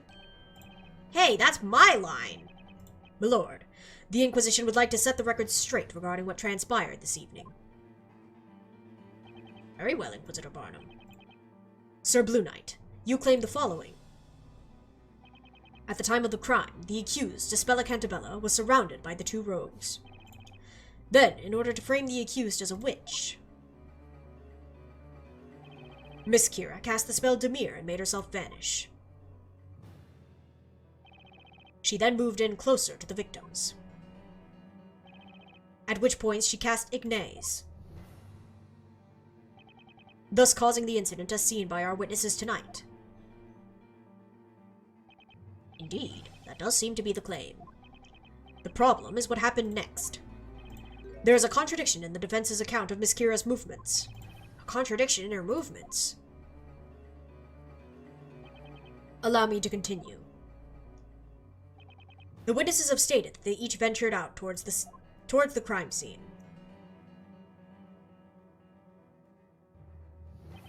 Which is when Miss Kira, the witch, made her way to this point while still invisible. When she arrived at said spot, she then cast a mirror and reappeared to join the other witnesses. And there you have it. That is accurate, isn't it, Sir Blue Knight? That's correct. Then Mr. Amir heard her call his name. Well then, I have but one question I would like you to answer. Why would a witch need to do such a thing? What do you mean? Supposing Miss Kira were a witch, surely she would not have made the conscious decision to reappear when she did. One would imagine she would remain hidden and flee the crime scene. Quite right. That's what I would do if I was a witch. Stream is acting up again. It is, yeah. It is unfortunate, but I don't know if I can fix this now. We're almost done though, so hopefully we can make it through this trial. Given that point, there would be no viable reason for her to recite the incantation. In other words, it is inconceivable that this flower seller, Miss Kira, could be a witch. What? Burn. What just happened? Is that girl? Is Kira really not a witch? Inquisitor Barnum just turned this entire trial right around. Just what I'd expect from Labyrinthia's Sword of Justice.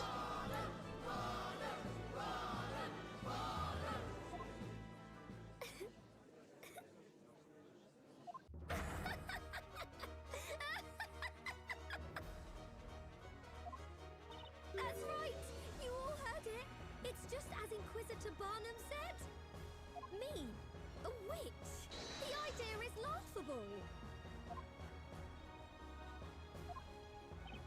Not good. She's completely bounced back onto her feet. Oh, we were so close too. I can't believe Inquisitor Barnum. Can't he see it? You just have to take one good look at her. It's obvious she's the real witch here. Remember, Mr. Wright, at times like this, a cool head will prevail. Mr. Layton, I'm sure you have had to fight your way out of circumstances such as these many times before. This situation is no different. As a defense attorney, what would you usually do at such a time? What would I usually do? Of course. There's only one thing that could get me out of a situation like this. I've got to flip this case on its head and think outside the box. It seems the defense has nothing further to add. Why, of course. That's because everyone knows the truth. They know that girl right there is the real witch. That settles it then. Go ahead and deliver your verdict, my lord. Objection!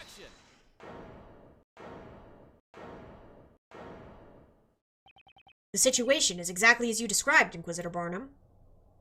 It really doesn't make much sense for the witch to have used a mirror. Regardless, the defense still maintains that Miss Kira did utter that incantation and make herself reappear.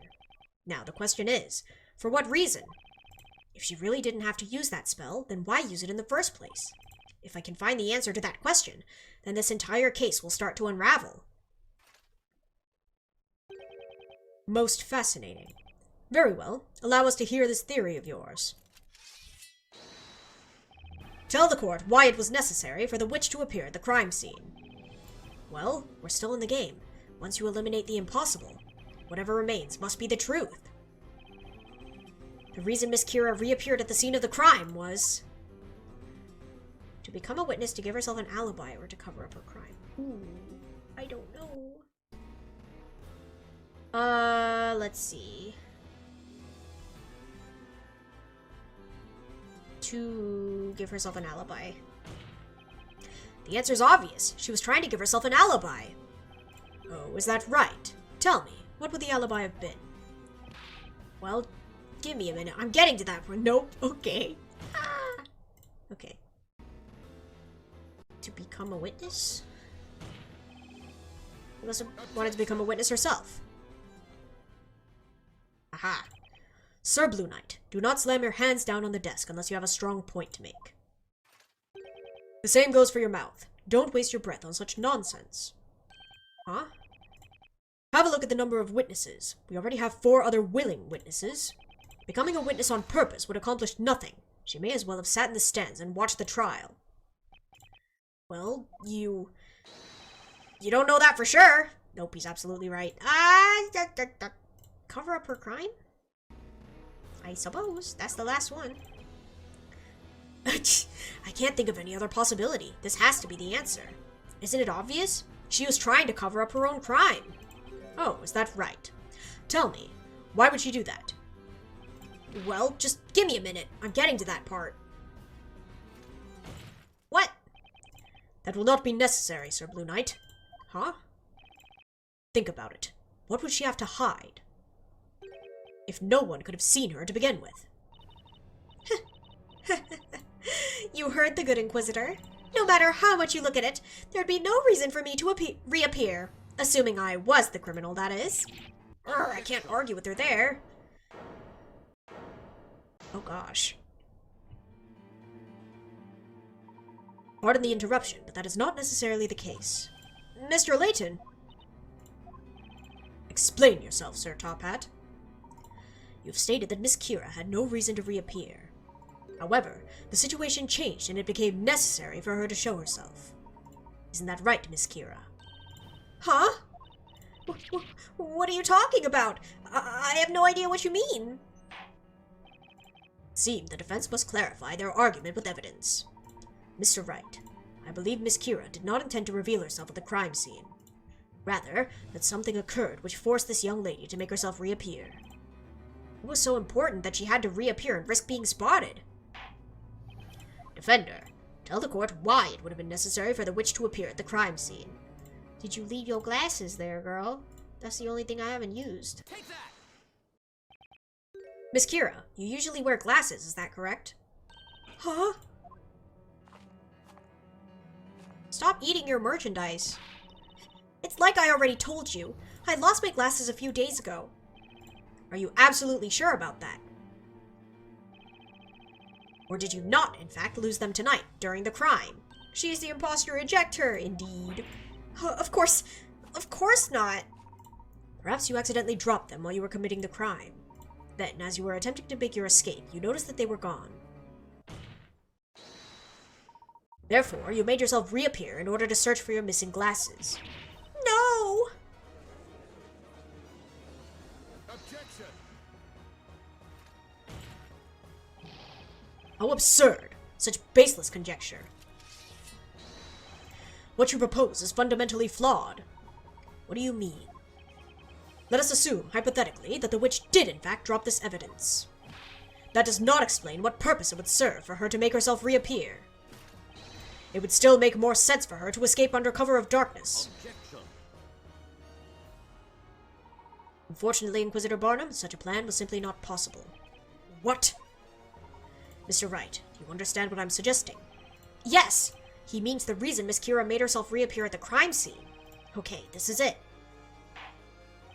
Defender, enlighten us. Why did the witness feel the need to make herself reappear?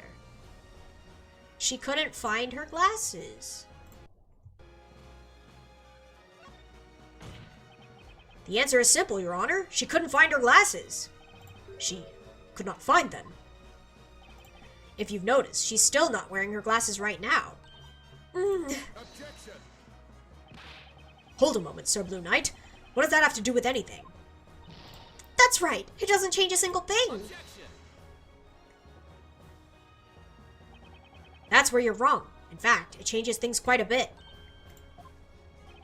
Tonight, the 2 victims were engulfed by flames, courtesy of a magic spell. That very instant, 4 witnesses saw the flames erupt at the scene. It was at that point that something you didn't expect occurred. You suddenly lost your glasses. That's right. You were scared that if your glasses were discovered at the scene of the crime, you would be suspected of being a witch. Objection! What foolishness. Even if her glasses were found, she could simply have explained that she dropped them there days before the crime happened. Objection! I'm afraid that is not a possibility, Inquisitor Barnum. What did you say? If you recall, it had been raining quite heavily at the crime scene beforehand. Had she stated that she dropped her glasses before the crime, then naturally, one would expect the glasses to be soaked in water or covered in mud. However, the rain had already stopped at the time, and the crime itself was committed. In other words, chat's extremely delayed us at the fourth wall breaking message 10 minutes ago. I saw it quite a while ago.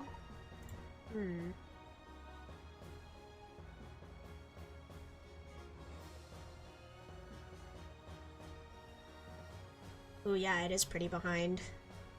Yikes. It's okay, we'll be ending soon, guys. Sorry about the lag. One look at the pair of clean, dry glasses would reveal that she dropped them later, thus implicating her as the witch. No! I should have known! I was perfecting my rainfall rending technique in the forest! And not once during the rainfall did I see a flower maiden traveling along the nearby path! That's not all. In order to frame Miss Cantabella as the witch, you needed to leave this witch's scepter behind at the scene of the crime. I see. That would be the most definitive evidence that she's the witch. The objective here was to have somebody else discover the staff at the scene. Alas, that person was I. However, no doubt you came to realize that one can deduce which spells were used simply by examining the magic gems on the scepter. In this case, one can see that the witch must have used Demir to vanish from sight and make her escape.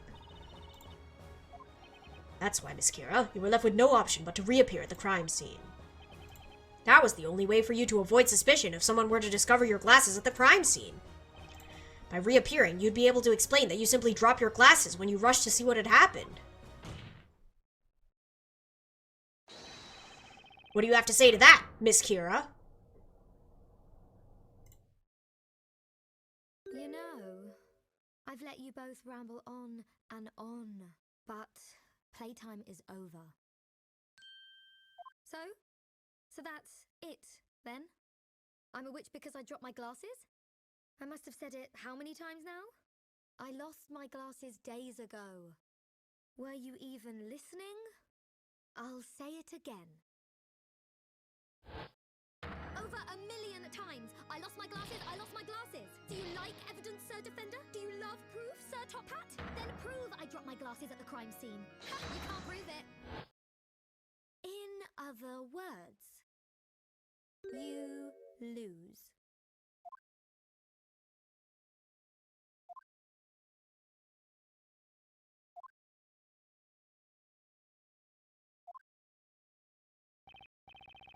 That is correct.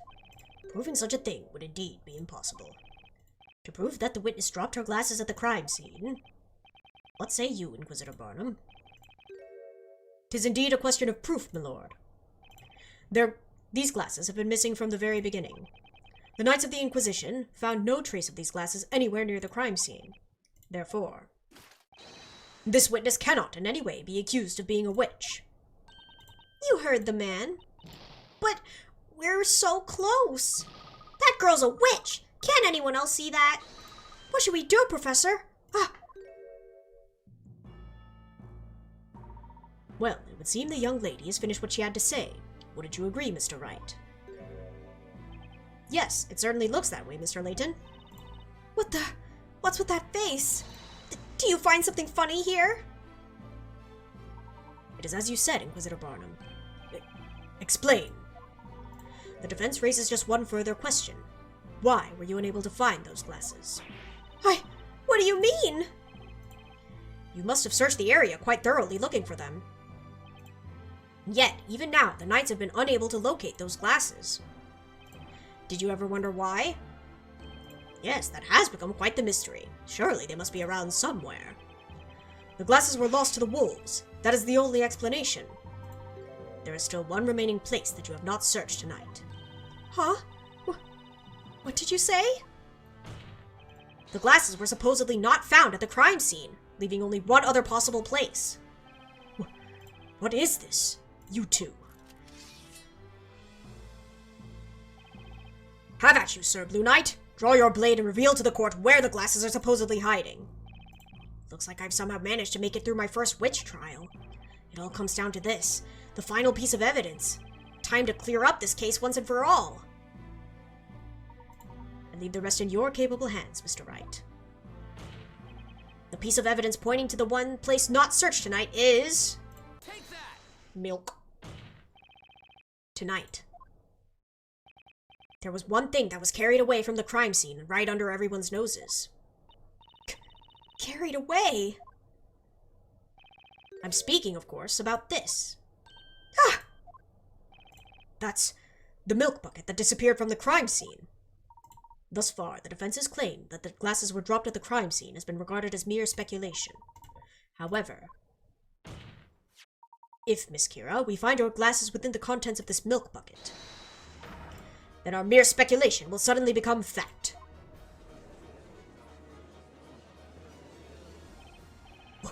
What manner of witchery? What are you talking about? You're crazy! Just crazy! No way could my glasses be inside that stupid bucket. That's just impossible. How about we quit with the speculation and actually find out? What do you say, Inquisitor Barnum? That'll just waste the court's time. Don't listen to them. 'Tis mandated that the Knights of the Inquisition investigate any and all possibilities during the course of a trial. Milord, the Inquisition requests this milk bucket be searched immediately. Very well.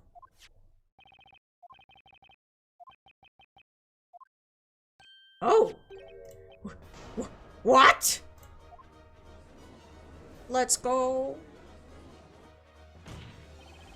Miss Kira, as you can see, your glasses have been found inside the milk bucket.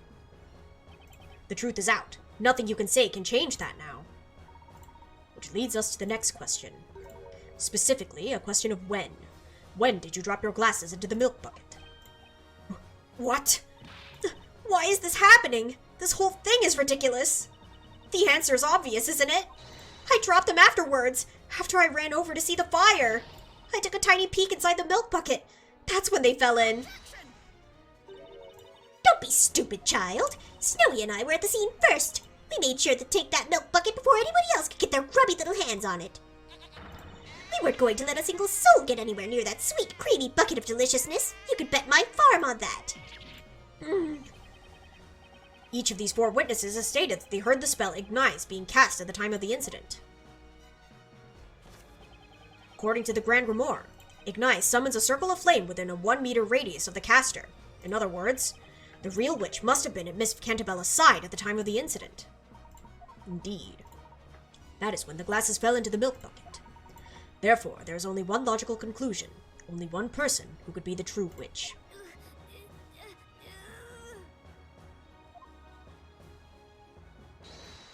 Miss Kira, you are the real witch. Where did everybody go? Oh dear.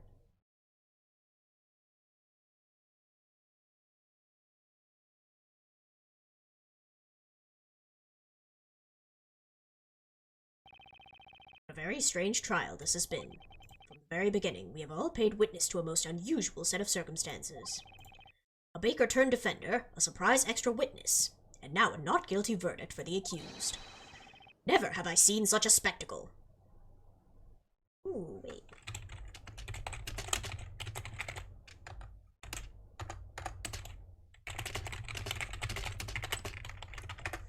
For those of you that are still with me, you may refresh, but you might get hit with an ad, so sorry about that.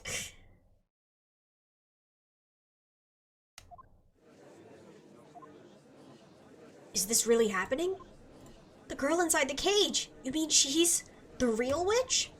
But what about that Espella Cantabella girl? Miss Kira, tell us why. Why were you trying to frame Miss Cantabella? Yeah, why, huh? You could easily have escaped the crime scene without a trace. There was no reason to frame anyone.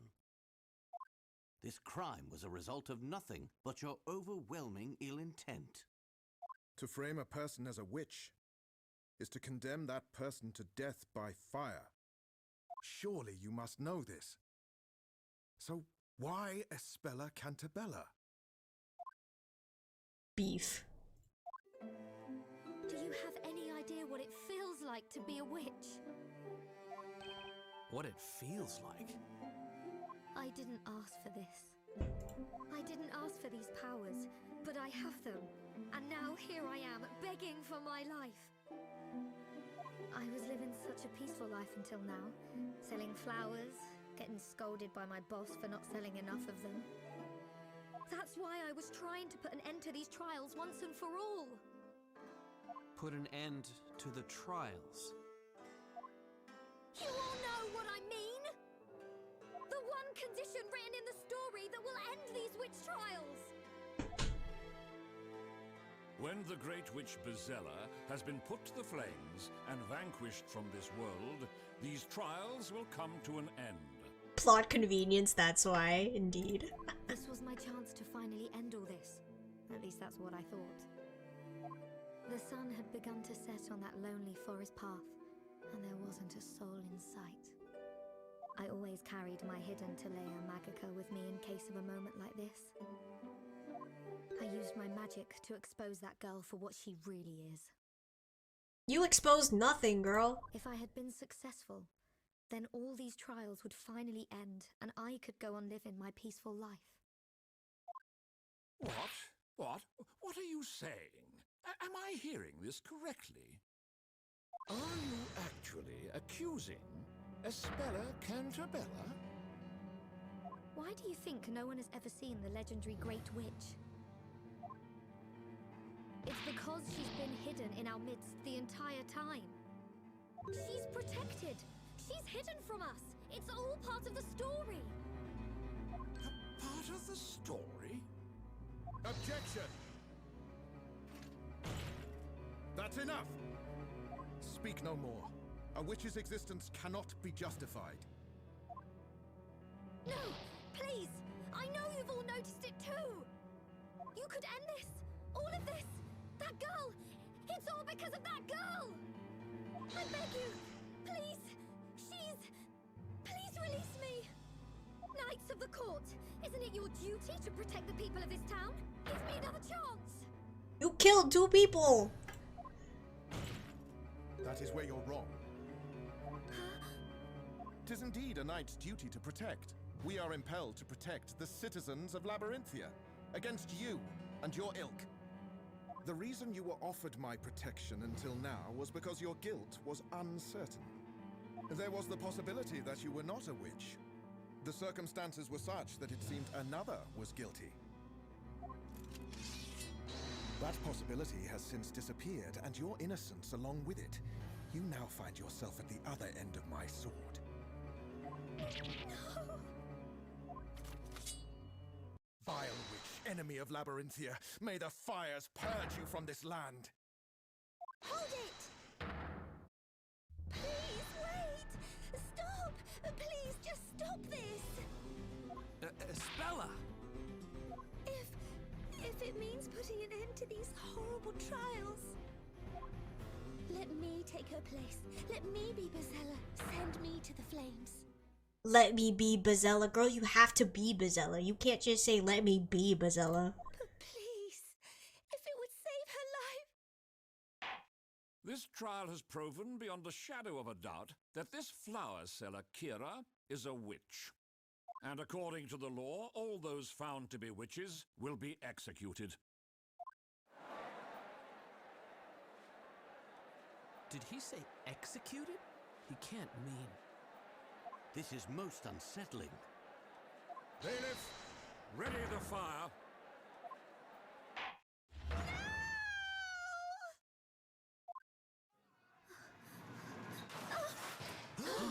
No! No! Don't do this!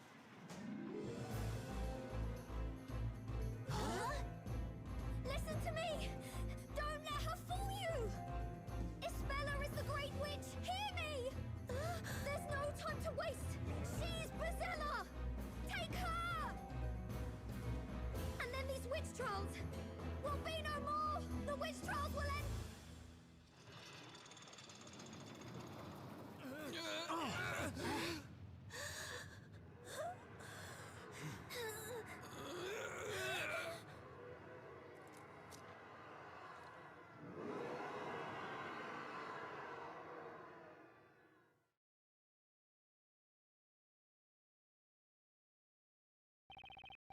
So far, we've always managed to pull off a win and get a not guilty verdict. But winning has never felt this depressing. Kill him with fire? Oh, they did. Oh, Espella, are you alright? Yes, I wanted to thank all of you. You all came to my rescue yet again. Well, yeah, of course we did. Hold on a sec, Espella. What did you say just now? You all came to my rescue yet again? You don't mean... Yes, I remember everything. I remember the last trial. I suppose that makes this the second time we've met, and the second time all of you have helped me. Mr. Wright, am I to infer that you and Espella have met before? Yeah. It seems that way. You too, Mr. Layton? Perhaps it would be best if we briefed each other on what has transpired. Okay, what should we discuss? What happened in London? Espella paid us a visit in London. She had in her possession a letter from an old acquaintance of mine. Is that right? Mr. Accidenti helped drive Espella straight out of Labyrinthia. You both kept me safe from the witches that were chasing me. Wait, did you say witches? So they appeared in London too? Regrettably, I am unable to say that our protection was absolute. When we saw you last, it seemed that you'd managed to escape, courtesy of that passing freighter. Oh yeah, that's right! What happened to you after that, Espella? Rip Flower Girl press F to pay respects. F indeed. I rode the ship along the river for a while before arriving at a nearby port. And then... That's when I met Mr. Wright and Maya.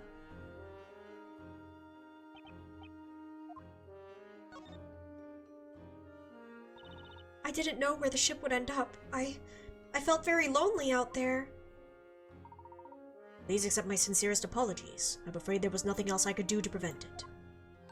No! Please don't blame yourself, Mr. Layton. I just didn't know what to do, so I tried to look for something, anything on the ship that might help me. Boy, you sure found something, all right. Or rather, someone. You ran into a master thief working as a part of the ship's crew. Yes, that's right. Did you say master thief? Crikey, that's amazing! I wouldn't exactly say it was amazing.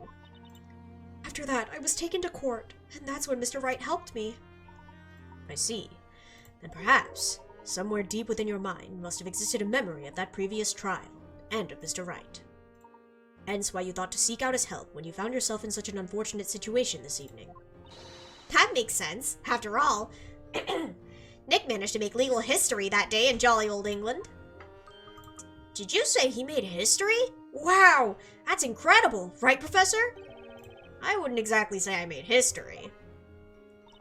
But then after that, I was never able to find my way back to the Professor.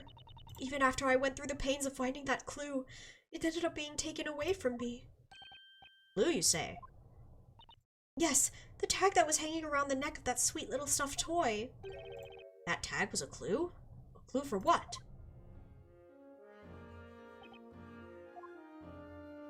Tag.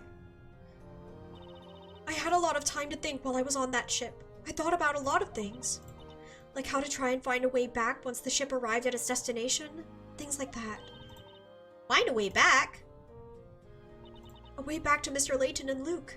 They were the only ones I knew I could depend on to help me. The pleasure was ours, Espella. But no matter how hard I tried, I couldn't remember the name of the town where they lived. Huh? You mean London, Espella? Oh, that's it! London! That was what was written in Carmine's letter to Mr. Layton. The blue teddy bear I found in that room was wearing a tag around its neck. Sorry, Espella, but PC Badger looks nothing like a teddy bear. On the tag, in very small letters, was written London. I recognized the name of the town. I thought it might be an address. That's because the stuffed toy was used in a special promotion run by the London Metropolitan Police. Oh, that's right. Espella, you must have known that address was super important, so that's why you kept the tag, right? That way you could meet up with Mr. Layton and Luke again. I just felt so lonely and helpless. I wonder, though, who do you think really did it? Hit Olivia over the head with a pipe, I mean. What's this? Oh yeah, I guess we never did find out who the real culprit was. Do believe that may have some connection to the group of witches. What? You mean the witches that were chasing us through London? Indeed. It could be that they noticed your escape onto that ship and managed to infiltrate their own way aboard. Could it be? So, you're saying there was some big scary witch lurking around inside of that cargo hold? I'm afraid there's a rather high possibility that was the case. Those witches were intent on seeing you brought back to Labyrinthia no matter what. However, in order to do so, they had to make certain that you did not become entangled in any situation that may stall your capture. Ah, in other words, the situation with Miss Al Dente, you mean? Precisely. They must have knocked that crew member unconscious and attempted to recapture Espella before the police could arrive. However, their plan was clearly foiled, given that you ended up in court regardless. And that's when she became my client. I just can't clearly remember anything that happened back then.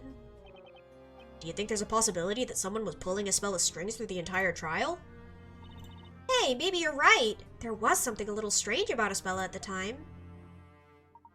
Mr. Wright, Espella was introduced to you at the time as a schoolgirl, is that correct? Yes. She would have had no knowledge of the world outside of Labyrinthia. That being the case, having her stand in an English courtroom as she was would pose a serious problem. Meaning that someone must have been attempting to cover up Espella's identity. What? But Professor, could someone really do that? That they could indeed, Luke, if it is as I suspect. I believe our adversaries may be far more powerful than we originally thought. Just who or what are we dealing with here?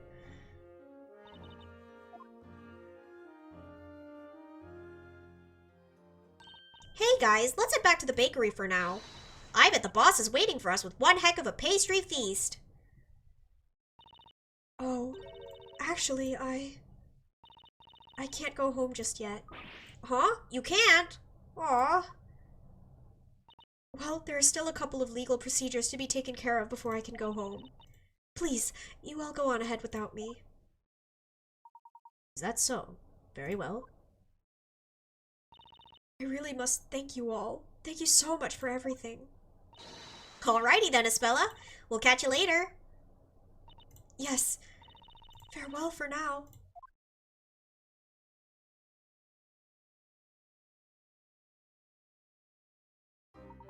Mr. Wright, please allow me the pleasure of a proper introduction. My name is Professor Layton. I'm a professor of archaeology in London. Professor? Huh. Well, my name is Phoenix Wright. I'm an attorney. As I suspected, you were no ordinary baker after all, Mr. Wright. Yeah, I thought it was pretty weird myself, to be honest. I mean, I really did believe I'd been a baker all my life. Time to get that bread, indeed. But the more everyone kept saying it, the less sure I was that it was actually true. Just where did that memory come from, anyway? Hey, Professor, if Mr. Wright's an attorney, that must mean he's as smart as you, right? I'm afraid I can't really say, Luke. But... behind every ace attorney, there's an even smarter, not to mention beautiful, witty, and utterly amazing ace assistant. I think you also forgot humble. My name's Luke Triton. I'm the professor's apprentice. I'm Maya Fey, and Nick here is my apprentice. Isn't that right, Nicky boy? Nicky boy? Hey, wait! Why am I your apprentice?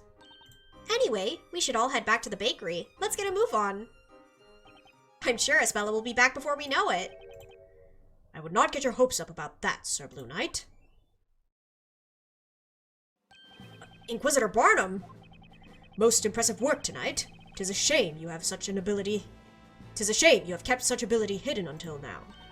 Trust me, Nick's lawyer abilities beat the pants off his baking abilities any day of the week. Okay, moving on. What do you mean by that, Inquisitor? Why can't Espella go home? New charges have been brought against Miss Espella Cantabella. What? No way! That can't be right! You have realized it, haven't you? She is being charged under suspicion of being the Great Witch Bezella. She what? How can that be? Am I to assume the charge is based purely off Miss Kira's accusation? It was not I who made the decision. Huh? Regardless, the girl will return to court at the appointed time for further trial. Till then, I am to seek out any and all evidence pertaining to the Great Witch. Pardon me, Inquisitor.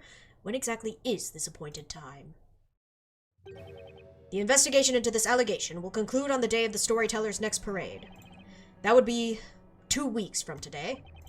Following our investigations into the matter, the trial of the Great Witch shall proceed. What the? It would appear the girl has been withholding a dark secret from you all. Espella. Espella Cantabella's questioning is set to begin shortly. Dun dun dun!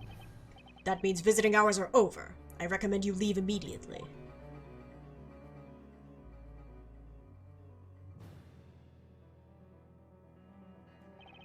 Espella, the legendary Great Witch Bezella. The story that dictates the fate of an entire town, and now a so-called Great Witch named Bezella. Most intriguing. It would seem to be up to us to uncover the answers to these mysteries. But how are we supposed to manage it all in 2 weeks? Where are we going to find any evidence?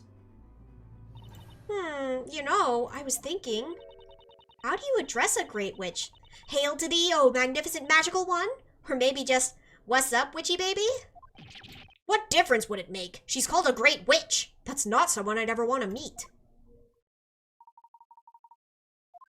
I believe I've thought of a solution to our problem. It's actually rather simple. Professor Layton?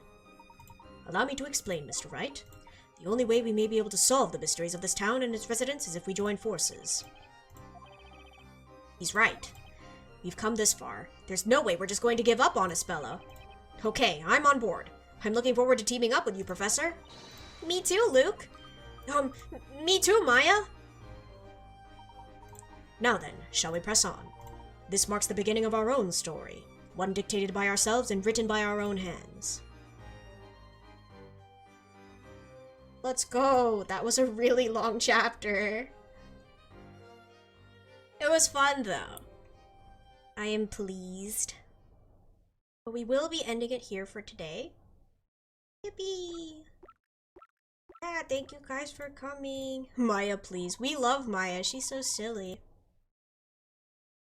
Alright, I would like to save. Right.